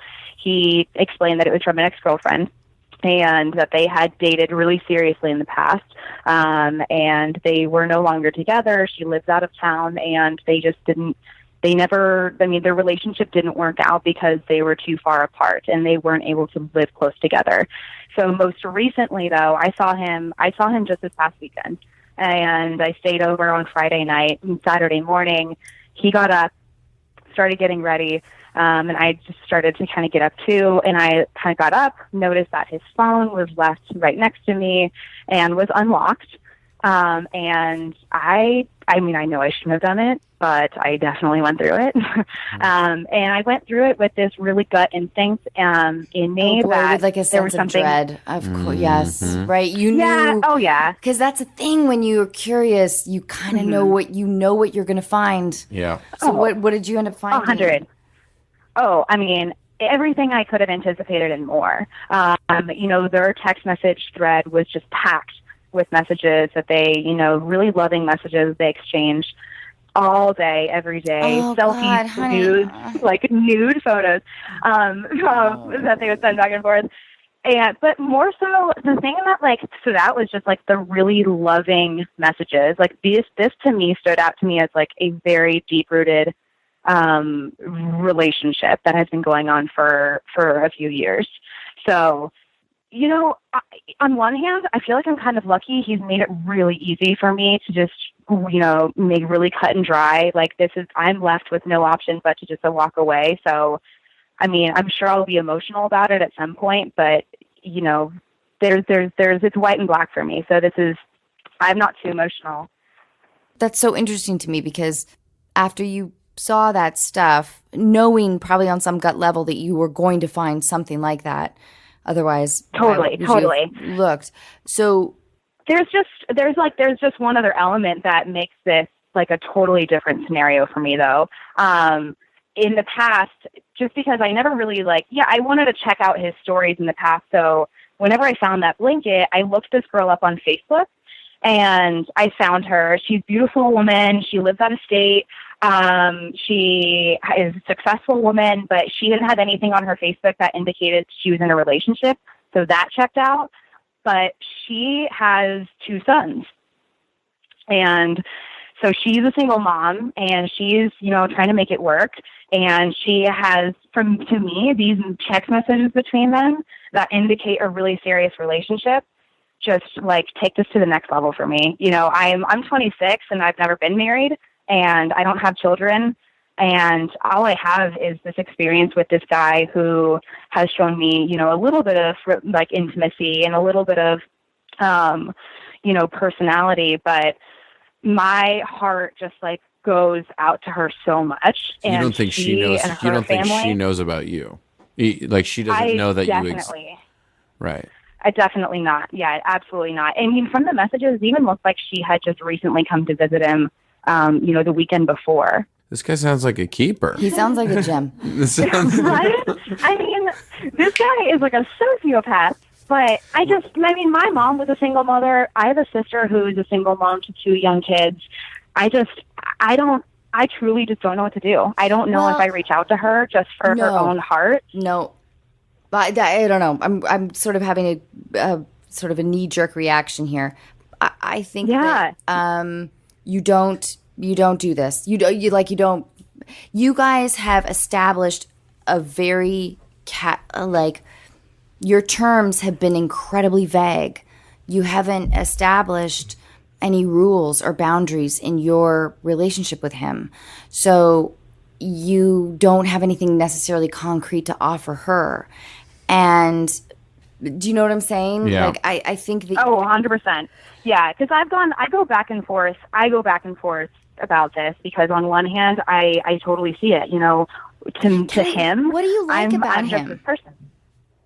You know, I'm really attracted to him, first of all. So he's really hot. And well, I mean, in my standards, yes.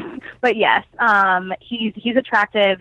We get along really well. We both share this really like fervorous, energy towards our careers in more of like an aggressive way, which I think I find really attractive whenever I can kind of like match that with somebody.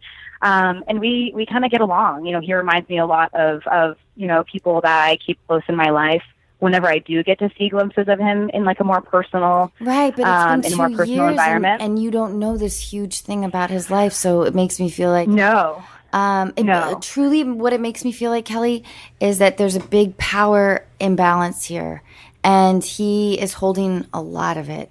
And yeah, I like, forget about her for a minute and your feelings of ethical obligation towards that situation, which it's not. I don't think it's your place to alert her to anything or even to necessarily bring up anything with him about in regards to that.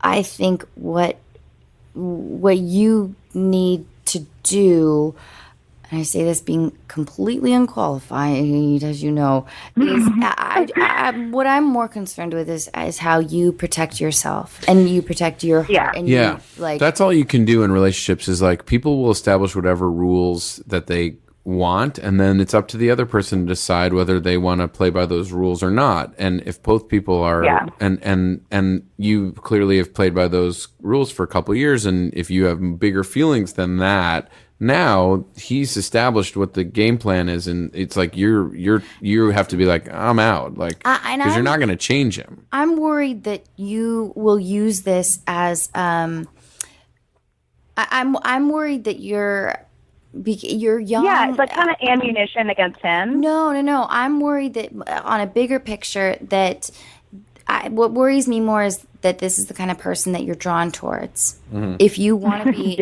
you know what I mean? Like if you want to be in a relationship, which you may or may not want to be, I don't know. But if you do want to be in a relationship, what is more concerning to me is that your barometer is off. And I say that as a person whose barometer has been very off many, many, many times. Yeah. And so I'm more concerned with like, how do you leave this person behind and recognize what you really want in a partner, which is someone who fucks you great, but is also like open with you about, the idea that they may be having a relationship with somebody else in another state who has 2 sons, or that you've been together for 2 years and that you don't know, that you don't know major that blanks in there, and unless like that's what you want, in which case like God bless you, but it doesn't sound like that's what you want. Well, because it's a pathway to pain. Yeah.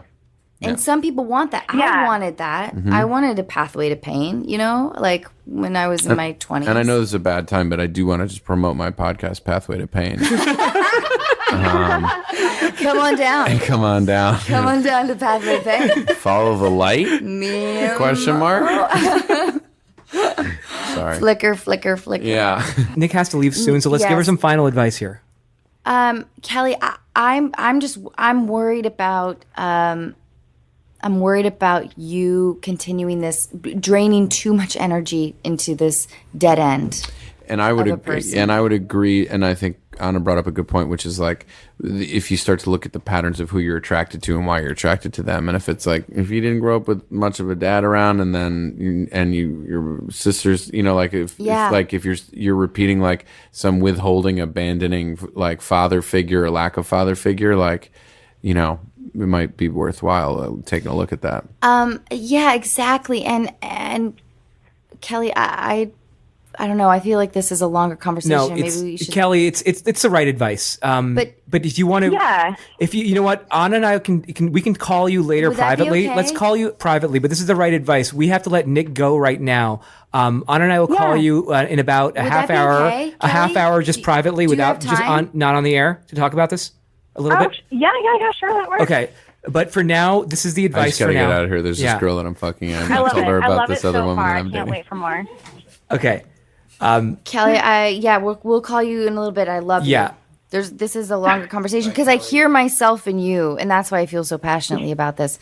But my that's so- dick of a guest. Thank has you so to much, leave. Nick. All right. But good luck to you, Kelly. Nice to meet you. Thank you. So nice to We'll meet call you later, Kelly. Hey Nick, Awesome. Thanks. Bye. thank you so much for being here. My pleasure. Did you guys hear my my awful little joke there at the end? I didn't. I was too. I said I got to get out of here. I'm fucking this girl, and I can't tell her about the other people that I'm sleeping with. She's an Ding astronaut. dong. She's an astronaut. I think instead of laughing, I'm just gonna Ding say dong. ding dong. Ding dong. Ding dong. It's so much easier. Oh, ding dong. Well, that is what happens with comedians at some point. It's like you like, and I don't find it jaded, but like I will sit at the back of a club with friends or something and watch them and be like, "That's funny."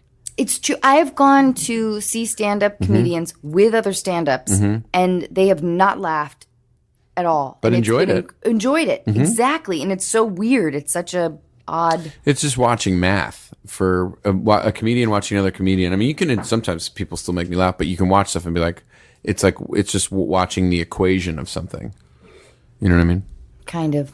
I'm just a girl who likes pussy. Ding dong. Ding dong.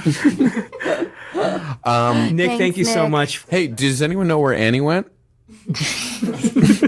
Wait, what is? She went to the bathroom. Yeah, is that what it was? Yeah. What was it again? She went. She had to go to the bathroom. No, she doesn't say the. Yeah. She had to go bathroom.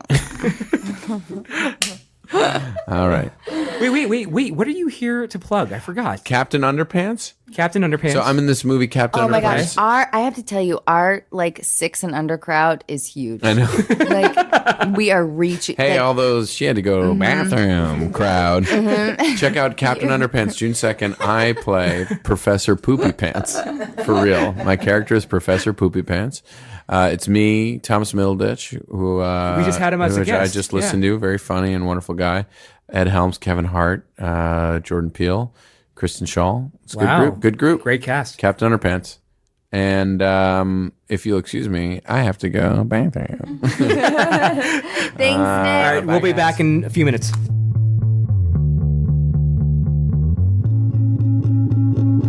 Tim, why don't okay, you so- announce what's happening? What's happening right now is that Nick left, and we're going to call Katie, and we have a special guest who's filling in for Nick on a temporary basis here, and she happens to be the one I love. Amy, thank you so much for being here. This is not why I came here tonight, but happy to jump in. Thank you for helping us out here. We're going to call Katie right now. Katie is 32, and she's in Indianapolis.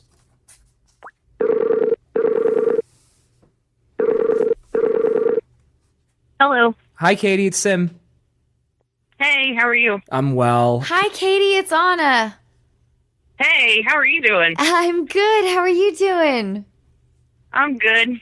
Hey, Staying awake. I know. Thank you so much, and thank you for also like contacting us and letting us bug you about stuff, life stuff. Katie, Oh, so no problem. Nick Kroll had to leave, but I have Amy, my girlfriend here. She is filling in for him. And no offense against Hi, Katie. Nick, but Just as good. Just as good. I gotta say that I think that we're the more qualified under the unqualified label. But Katie, you can tell people that you almost got to talk to Nick Kroll. I don't think Katie cares. Yeah, I didn't hear that. Wait, Kate. So, Katie, what's happening? How? And I went to Indianapolis once for the Super Bowl, and it was like the most welcoming, amazing town. I don't know if you. Yeah. Indy's actually not that bad. It's like not too big, not too small. So it's home. Yeah, no, I just remember the people there being incredibly helpful. We had like a volunteer firefighter drive my dad and I around. Wow. They were just like, Oh, nice. I know. It was pretty cool. It was cool. It was like the community was like getting, I don't know, it was for the Super Bowl. Yeah. And so I don't know. It was great. It was just great. Yeah, it was a madhouse down there though that whole week. Oh, and so fun. I went down like one night and on some creepy side alley, you couldn't even move. There were so many people. So I was like, I need to get out of here. Oh boy. A little claustrophobic. I want to see Katie in a dark alley. Okay, so wait, tell us what's happening. Yeah, Katie, talk to us about your best friend of 27 years and why you're pissed.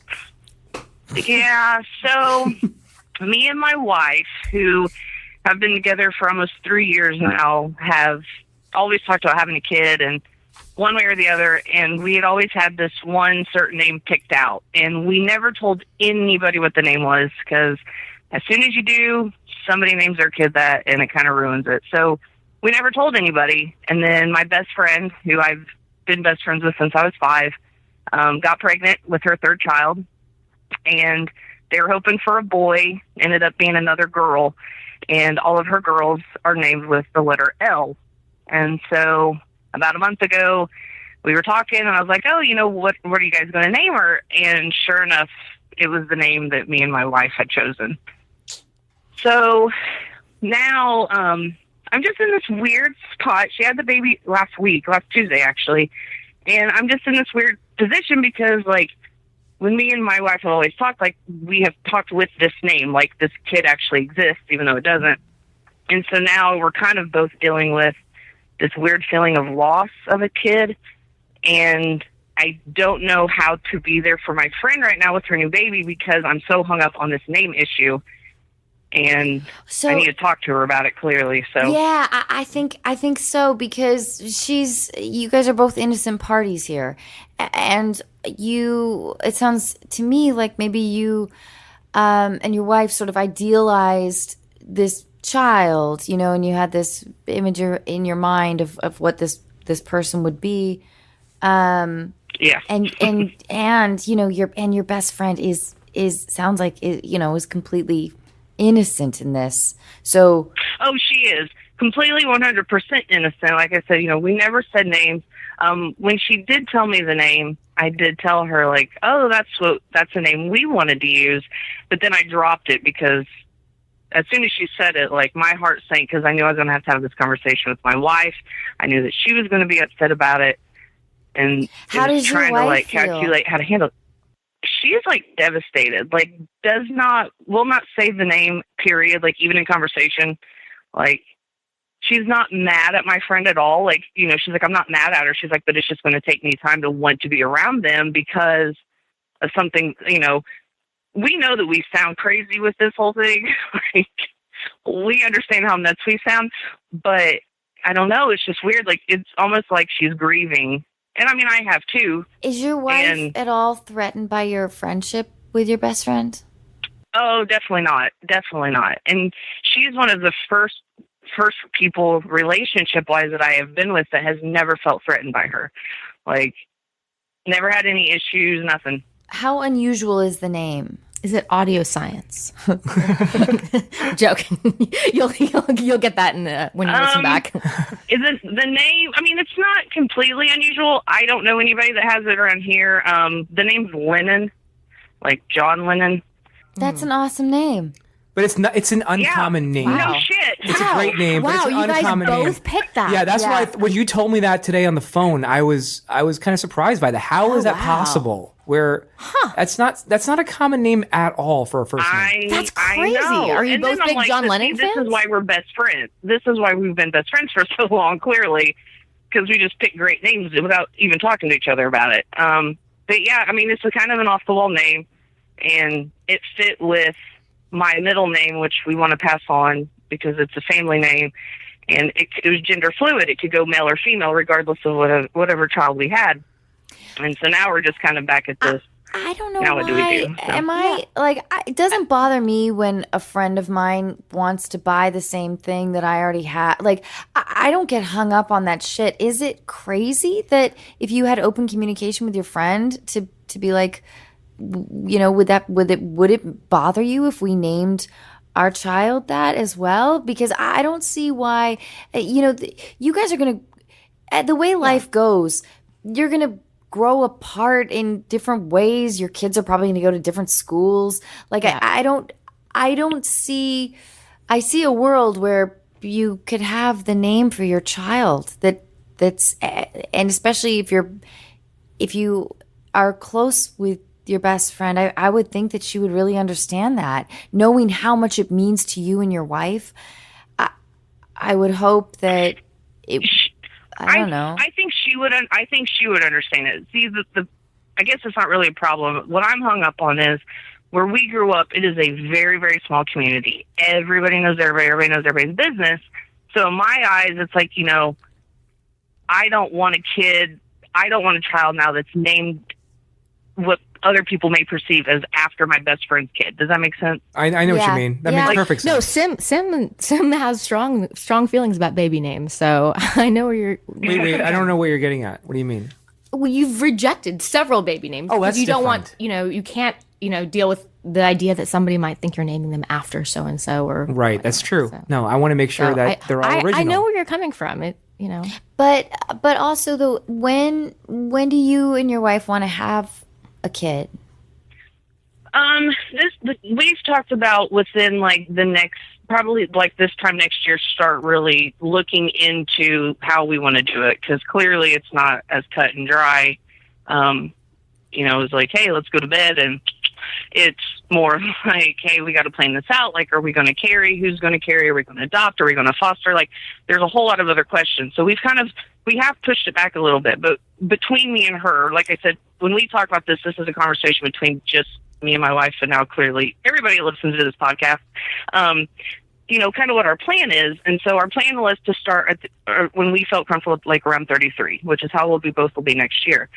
So it's still, we're still looking at 2 years away by the time we get to that point, and then if we carry and all that. So, it's still a ways down the road. It's not happening tomorrow. So yeah, I think this is like a case where you guys have to like take a step back and cross those bridges.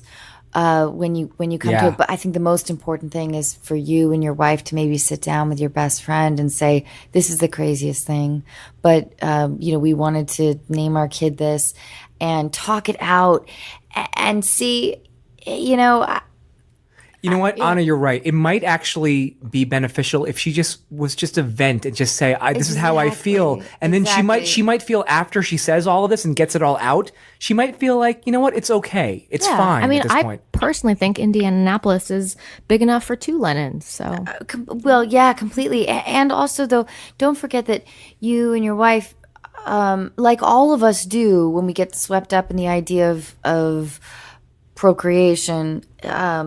The idea of who our child is going to be. And so, right. I would maybe take a step back and know that, of course, your child is more than a name, and know also that as it's growing in one of you, or if you have a surrogate or whatever happens, that you may find yourself with a lot of shifting ideas, we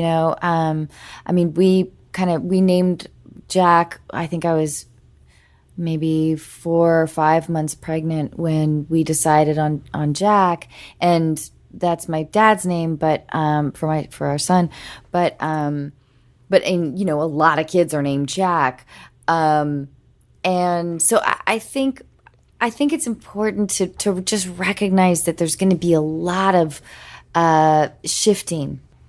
I'm the type of person, like, and I have done this throughout our relationship, is no matter how big or small, everything happens for a reason. It wasn't meant to be for us to have a kid named Lennon. And like, well, I don't know if that's true though. And Katie. I don't. Well, at this moment right now, I don't feel like it is. And it's not like good or bad. That's just how I am as a person. Like, I look at things like everything literally happens for a reason, and it's because something else is going to come along when it's supposed to come along. And, I try to, and my wife is not like that. She very much is like in the moment, feel the moment, like let out the aggression, which is great. Like, I don't ever try to change that. But my point right now is kind of like, how do I even approach this with my friend without sounding like a crazy person? Like, it's actually a very fair question. No, I honestly, Katie, I love your self-awareness on this. Yeah, because you're right. Because they did nothing wrong. Exactly. So why can't she just Katie, why can't you just explain to your best friend?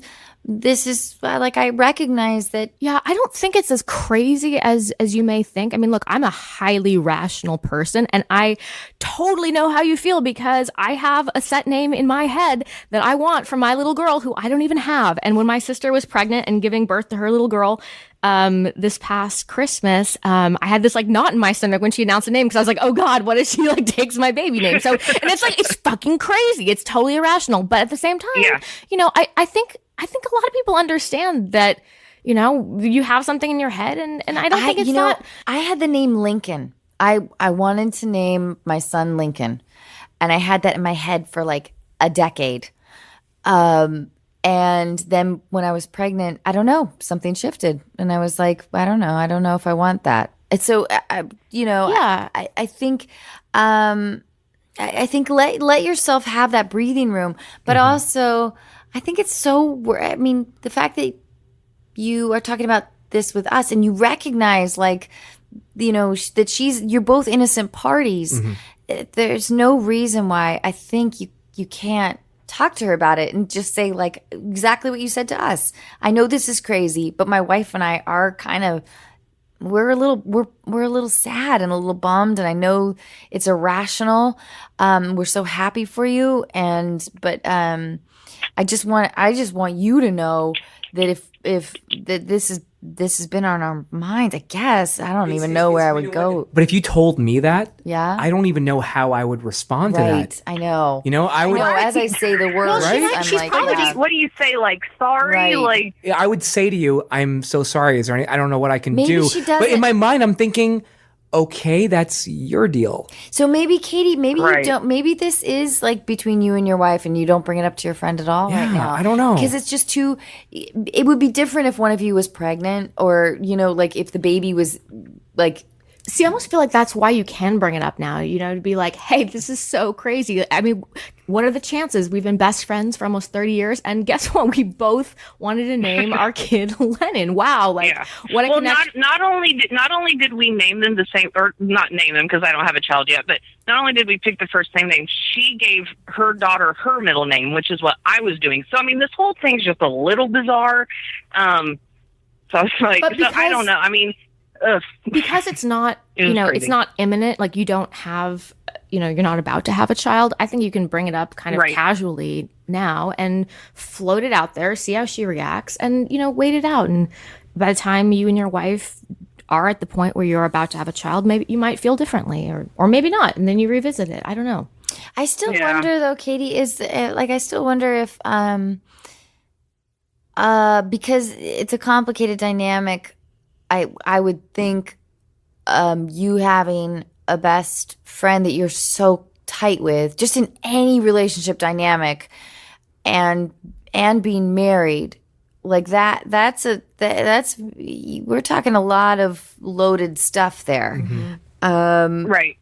And so I wonder too if you shouldn't examine. I know that your wife and it sounds like your best friend are close, but I do wonder if there might be some underlying stuff there.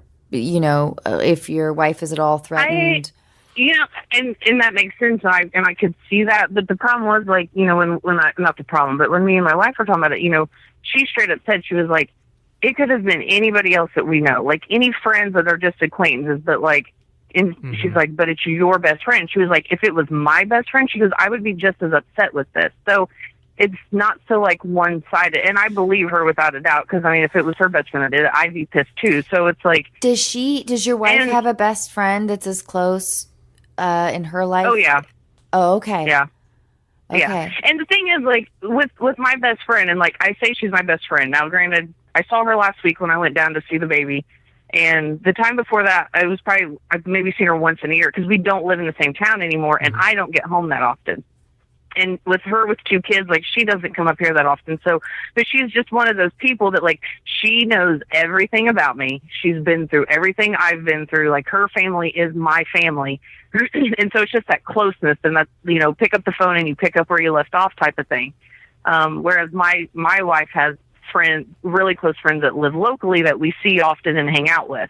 I don't think that she should bring it up at all. I sorry. kind of agree. I'm sorry. I agree with you, I think Sam. that this is something that you and your wife can internalize together, Yeah. and you guys can talk it out and be pissed off for. And trust me, it will go away. This pain you're feeling is going to go away soon, and it's just going to make things awkward with you and your best friend of 27 years who did nothing wrong. Yeah. So yeah. I think you talking to us is helpful, honestly, because you're talking it out. You're venting about it. This is the thing, like, because my wife has talked to, like, her friends up here about it, and I have talked to my wife about it and one other person, and that's it. Like, I have not brought this up with any, but that's just me. Like, I'm more like, hey, my business is my business.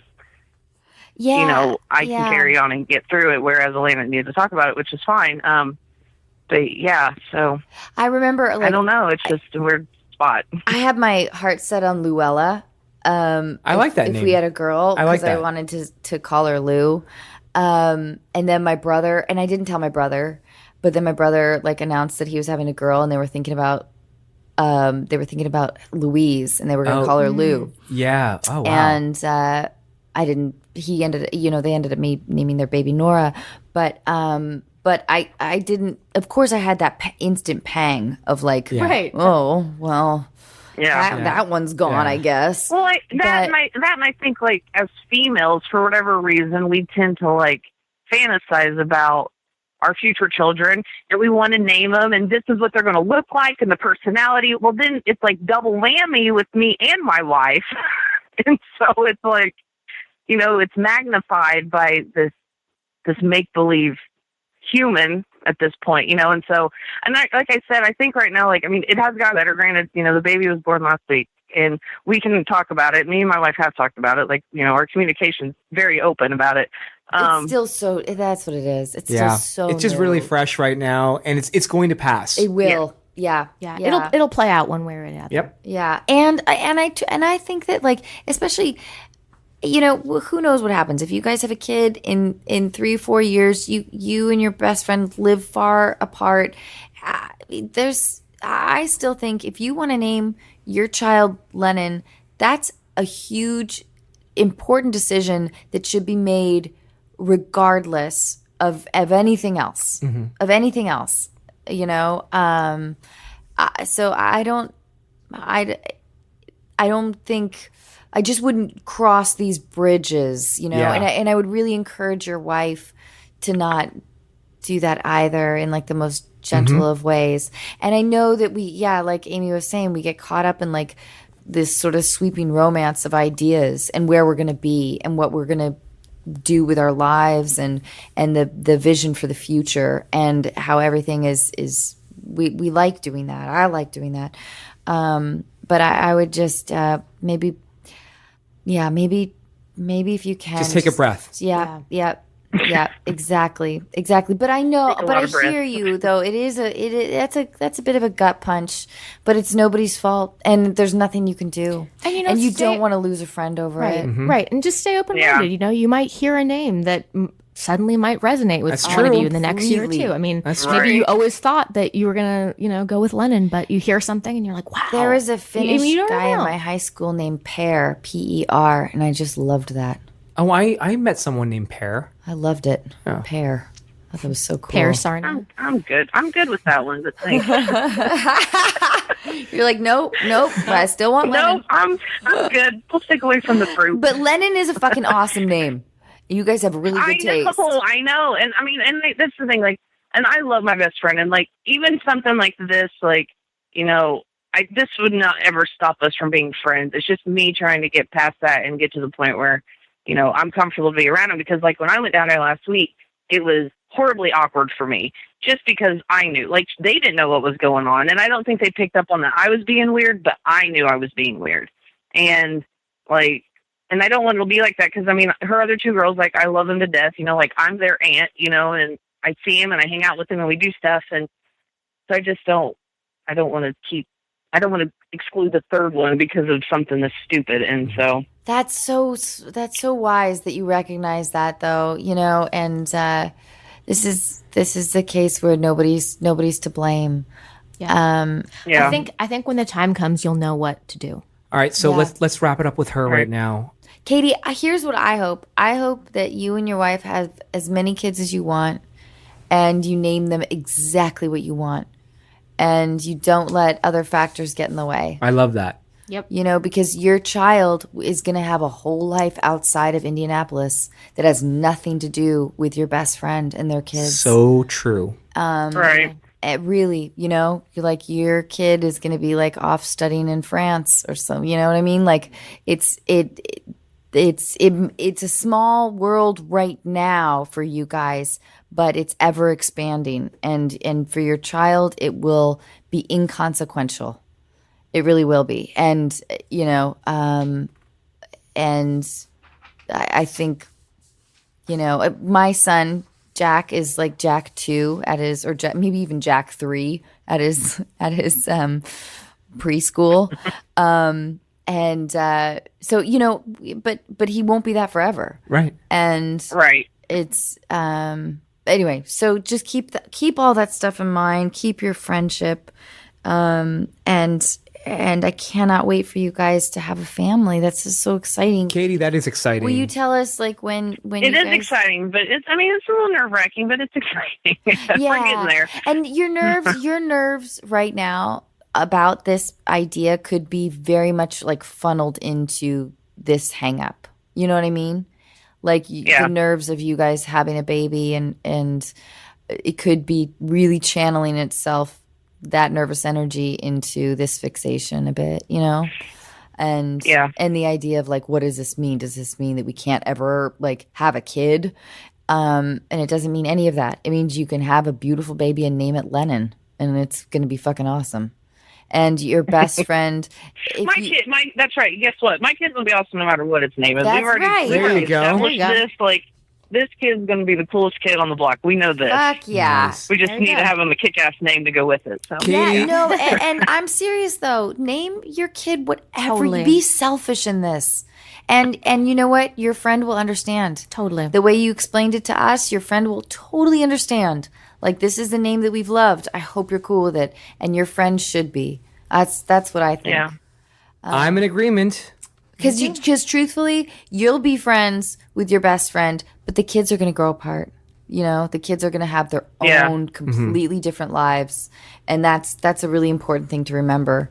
That, you know, especially if you guys are like they're not going to go to elementary school to get, like, you know what I mean? Right, yeah. I don't think you're encroaching on, with open communication, I don't think you're encroaching on anyone's territory, and hopefully your friend would be completely understanding. Katie, thank you. Will you please keep us posted? I want to hear about I will.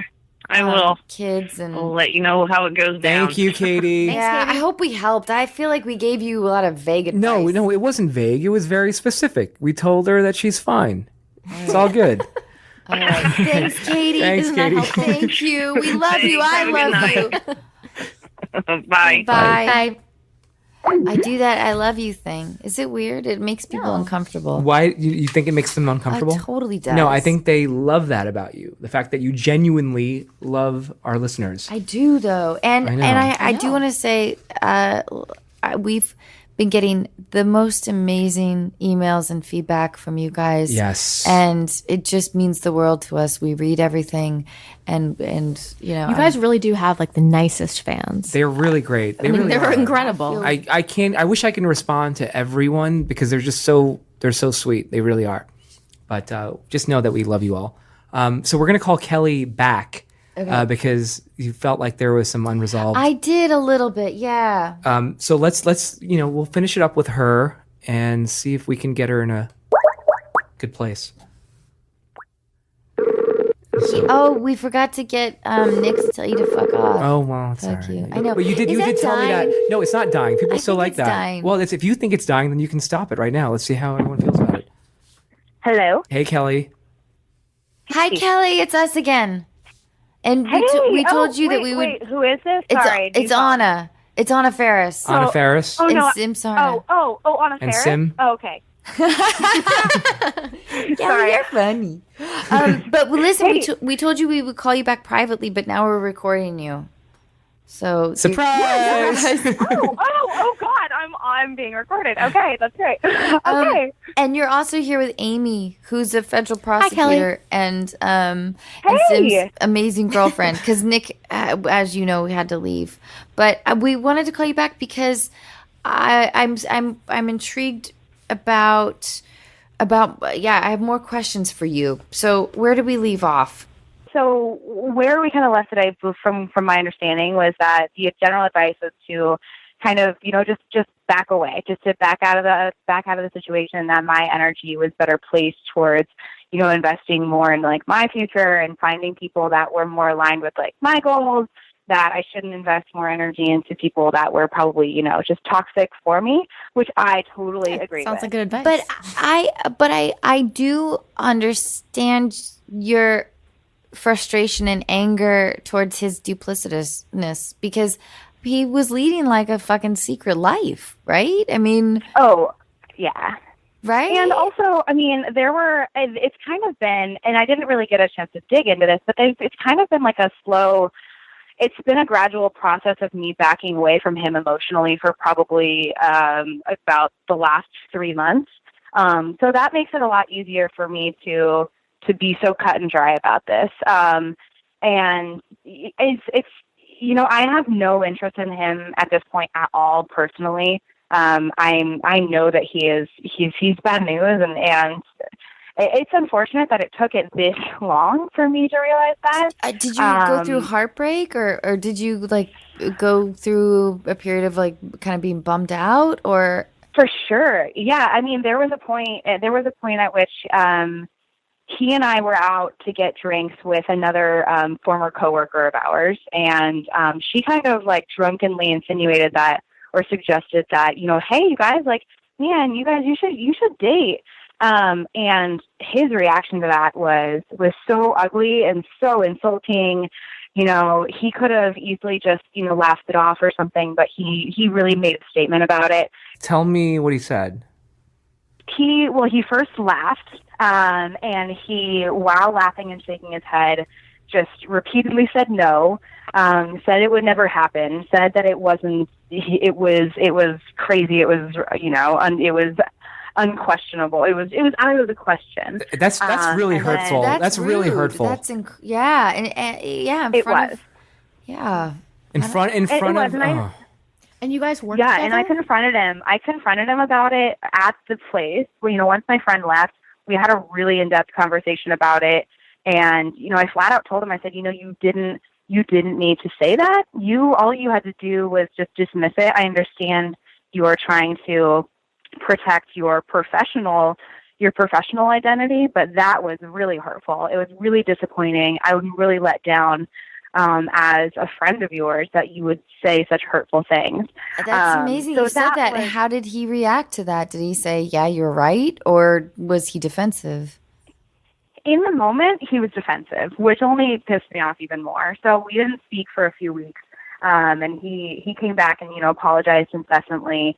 And, I gave him the cold shoulder for a while. Well, after he sort of came, like, was part of the apology a bit of like a hookup thing? Do you know what I'm saying? Yeah, 100%. So yes, so that was my first impression, and that's why I ignored, the first few messages, was because I was like, you know what, you're texting me at like 10 o'clock apologizing finally after like a week of this. Like I wasn't interested. I felt like it was ingenuine. So, and eventually it came around and it got a little bit more, it felt more sincere, but, that was the bigger breaking point between me being just understanding 100%, getting a full 360 view of my value in his eyes. So after that, if to me personally, he was kind of done. The last couple of times we've seen each other has just been kind of purely like, I'm bored or I'm drunk, like just kind of hook up, and I've regretted it instantly. Does he? Oh, I want you to date a nice guy. Kelly, does he know that you know about this woman and her 2 children? No, so he doesn't. I haven't spoken to him since I went through his phone. And when was that's kind that? of been That was on Saturday morning, so just a few days ago. Okay. And has he tried to reach out? No. And do you think he knows that you did that by any chance? I don't think so. And I'm sorry, what's your professional relationship with him? He was my boss for a while, but I left that company, started working for a different one about 6 months ago. Okay, good. Yeah. The lawyer came out for a second. Yeah. So I But think, you're still in the same professional sphere. Yes, 100%. And it's a somewhat smaller industry in this area, and it's very well connected. It's really rough to run into somebody at different companies or in different areas that you don't have a mutual connection with. So it's just there's a lot. It's not a bridge that you could burn without consequences, is it? Yeah, I'm in the process of trying to find another industry that's like somewhat in line with what I'm currently doing, and I'm in the process of trying to find another opportunity to diversify my resume. So I'm not interested in utilizing him as a professional resource long term. I'm very comfortable cutting him out of my life. I know I need that, and I know that is going to be the best case scenario for everybody. But I know the value. I know the process in which you go through to as a single mom to decide to involve somebody else in your life and in the lives of your children. And knowing him and the person he is, I hate the idea of him benefiting from another relationship like that was obviously so loving. But I know to do anything, to make any action on that end would be, it would be out of revenge or it would be out of spite. So I just want to make the best decision for everybody involved. This is like, really I know, mature of you, Kelly, because you do have the power to sort of to do some things, but I think that your gut is right, that you can't have vindication in that form. And the truth of the matter is, I believe that you haven't really lived unless you've had like your heart ripped out of your chest. Mm-hmm. And this may be that. And the thing is also too, what's also complicated is, while it's clear that he's a dick and clearly has a lot of his own fucked up issues. This is a person you do not want to marry. But the truth is that because you guys didn't set any boundaries, because you guys didn't set any rules for yourselves, that he's innocent, essentially. He's you guys didn't establish yourselves as boyfriend and girlfriend. You know what I mean? Like you didn't. Which is why she really can't say anything. Which is why, though, Kelly, though, yes, that's true. But I think that you also should think about what you really want out of a person and your dating experience. And I don't want you to get used. I don't want you to be a booty call. You know what I mean? I want you to feel really fulfilled and very valued. And this guy did not do that for you. And I don't want you to waste any more time on douchebags. And I don't know. Does that make sense? That like? Oh yeah. I mean, he's kind of thrown up some red flags for me, intermittently throughout the last couple of years, and I have a couple of friends who have been like through the whole thing with me, and they've said that whole thing, that's the same advice the whole way along of like, he doesn't really value you, but it sounds like you're being used, and it's not that I didn't hear it, and it's not that I didn't understand it or believe them, but I think I'm just a really stubborn learner, and I think that it really takes, unfortunately, like you said, going through something so torturous on your own to really realize it. It's true. And, there's a lot of value in this experience, though. And you can start, you'll be able to start to refine exactly what you want out of a person and what you want out of a partner. And also, too, sometimes, like, I'm like you. If my friends try to tell me something about somebody, I like immediately go to sort of a devil's advocate position. Like I get defensive and I don't want to necessarily hear their opinions. And it took actually like in one of my experiences, it took kind of a stranger saying to me like, Anna, what the fuck are you doing with that guy? With one of my exes. And I felt like, yeah, I don't know.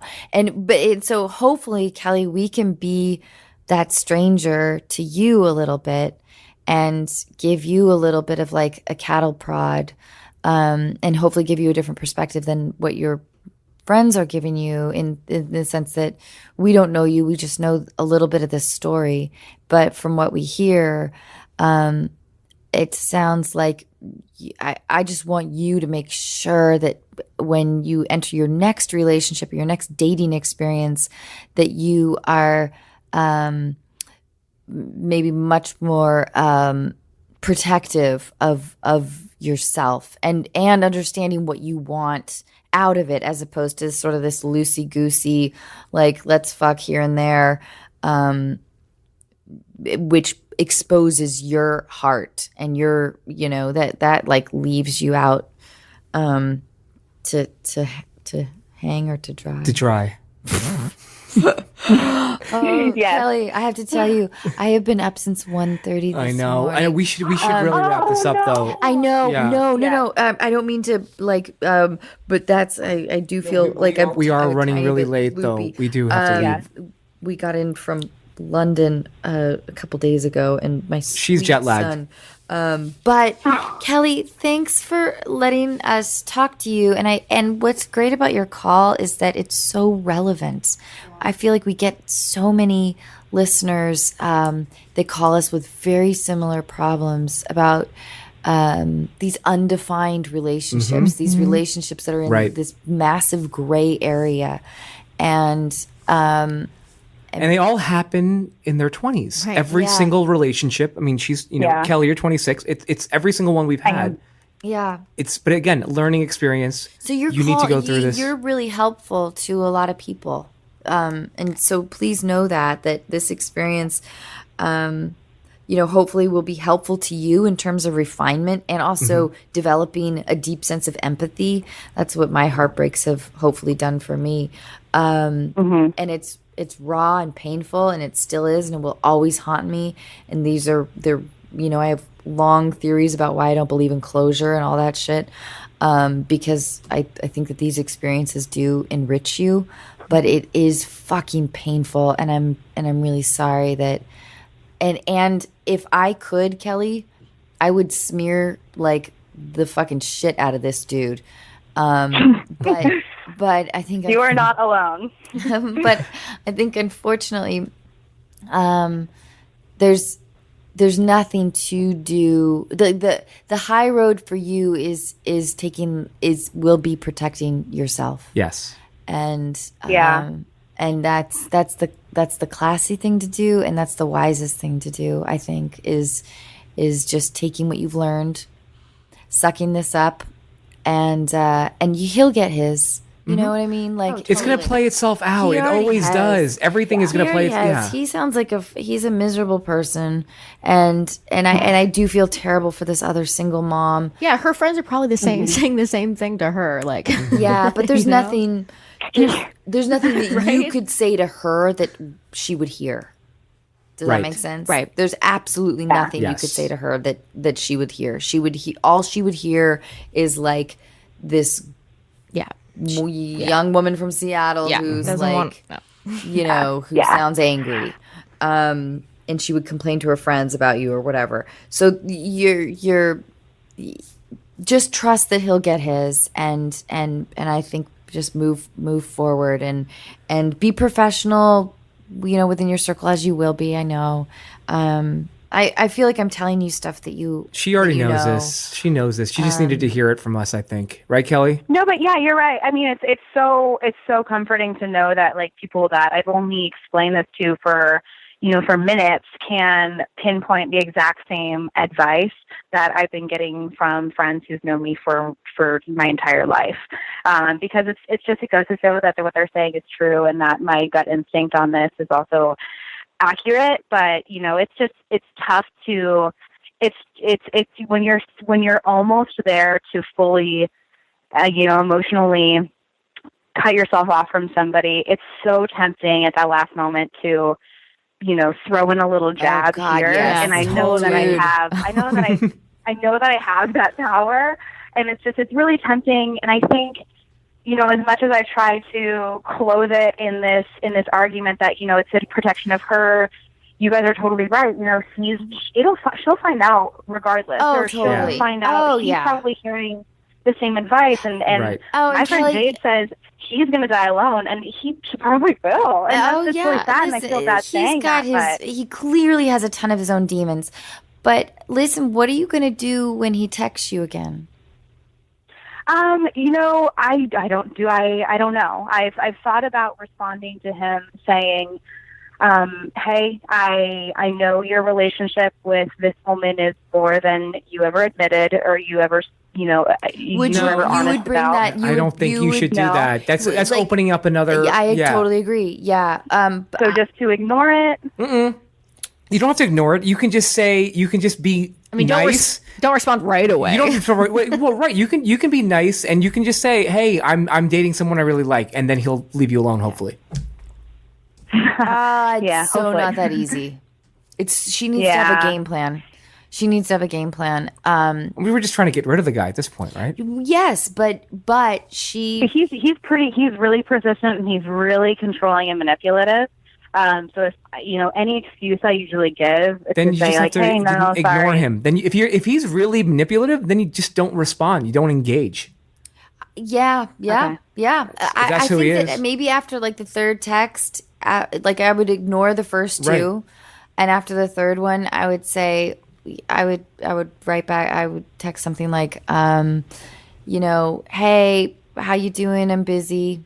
I would brush him off for a while, and if he continues to press you, then you have to sort of lay down the law and say, I'm ready to. I'm sorry, but I'm ready to move on from you, and I don't want to be with you anymore. That's a great way to say it. It's so easy for us to say this, though. What's really hard is in the moment, you resisting the temptation to like go over to his place and sleep with him one more time. That's going to be the really hard part for you, I think. Yeah. And it's okay if you do, you know what I mean? Like, you're young, I don't approve of it, but I don't want you to beat yourself up. No, she needs to for stop it. doing this. I agree. It's not okay if she does it anymore. I think that it's time for her to take it. It's over. It's right. done. Take a big girl stance. Yeah. No, I agree. Because I've probably a couple of months ago, I would have been more along the lines of what Anna's saying of like, hey, if I slip up, I slip up, but like I'm going in this direction. But at this point right now, for me, I just don't want that. I don't want any part of it. Good. Yeah. Good. And also, Kelly, too, like, I just don't want you to waste any more time on him. Yeah, Whether it's like vindictive or sexual or any of it, like, I think it's time for you to like set your sights on another hottie. Yeah, in go find Seattle. somebody new and great to distract you. You're in Seattle. She's in Seattle. There's so many great guys in Seattle. Yeah. So there are. Yeah, you find somebody else, and when this guy texts you, you won't even care. You'd be like, Exactly. Screw you. Yeah, and when he comes at you with his most manipulative shit, like if he ever says anything like, what if he drunkenly says something like "I'm lost without you" or whatever, pulls some of that shit, it's time to call us back. But Well, shut that down. but don't let his manipulative like desperation suck you in. I know that I have been very guilty of that in the past. And so, as we like spew out all this advice, at least for me, it comes from a place of, I can relate to it. So anyway, I just hope you protect your heart. Kelly, let us know what happens. There. By the way, a lot of our listeners are always asking me, we don't do enough updates. We have a couple of update shows coming up. Because people always mention that we're always saying, keep us updated, and we never really update. And yes, and that's our fault. But we're going to start doing that. We're going to start giving you guys more updates from our listeners, from our callers. Kelly, please be in touch. Yeah. I will. Yeah, I'm on Bumble, very active. I went went to Costco on a first date with a Bumble guy a couple weekends ago, and it was fantastic because I love Costco. I like that idea. But yeah, I'll let you know. I'll let you know what the Bumble's going on. Great. Awesome. Thanks, Kelly. Thank you, Kelly. Good night, Kelly. Thank you. I love you guys. Love you too. Yay. Bye. Bye. All right. You're jet lagged. You need to go to bed. I think, right? Are you tired? Yeah, I am. Did I sound like I was? No. What I meant, no, you told me earlier that you were tired. Is what I'm saying. We had a long show tonight. This is going to be an extended cut. Dear listeners, Simsana has his work cut out for him. Oh God. All right. Well, we love you guys, and I guess we'll wrap it up. You're not going to do the finger, are you? No, it's all right. The finger thing, just No, I'll do it. This is for real. We're wrapping it up. All right. Good night. Good night, everyone. Night.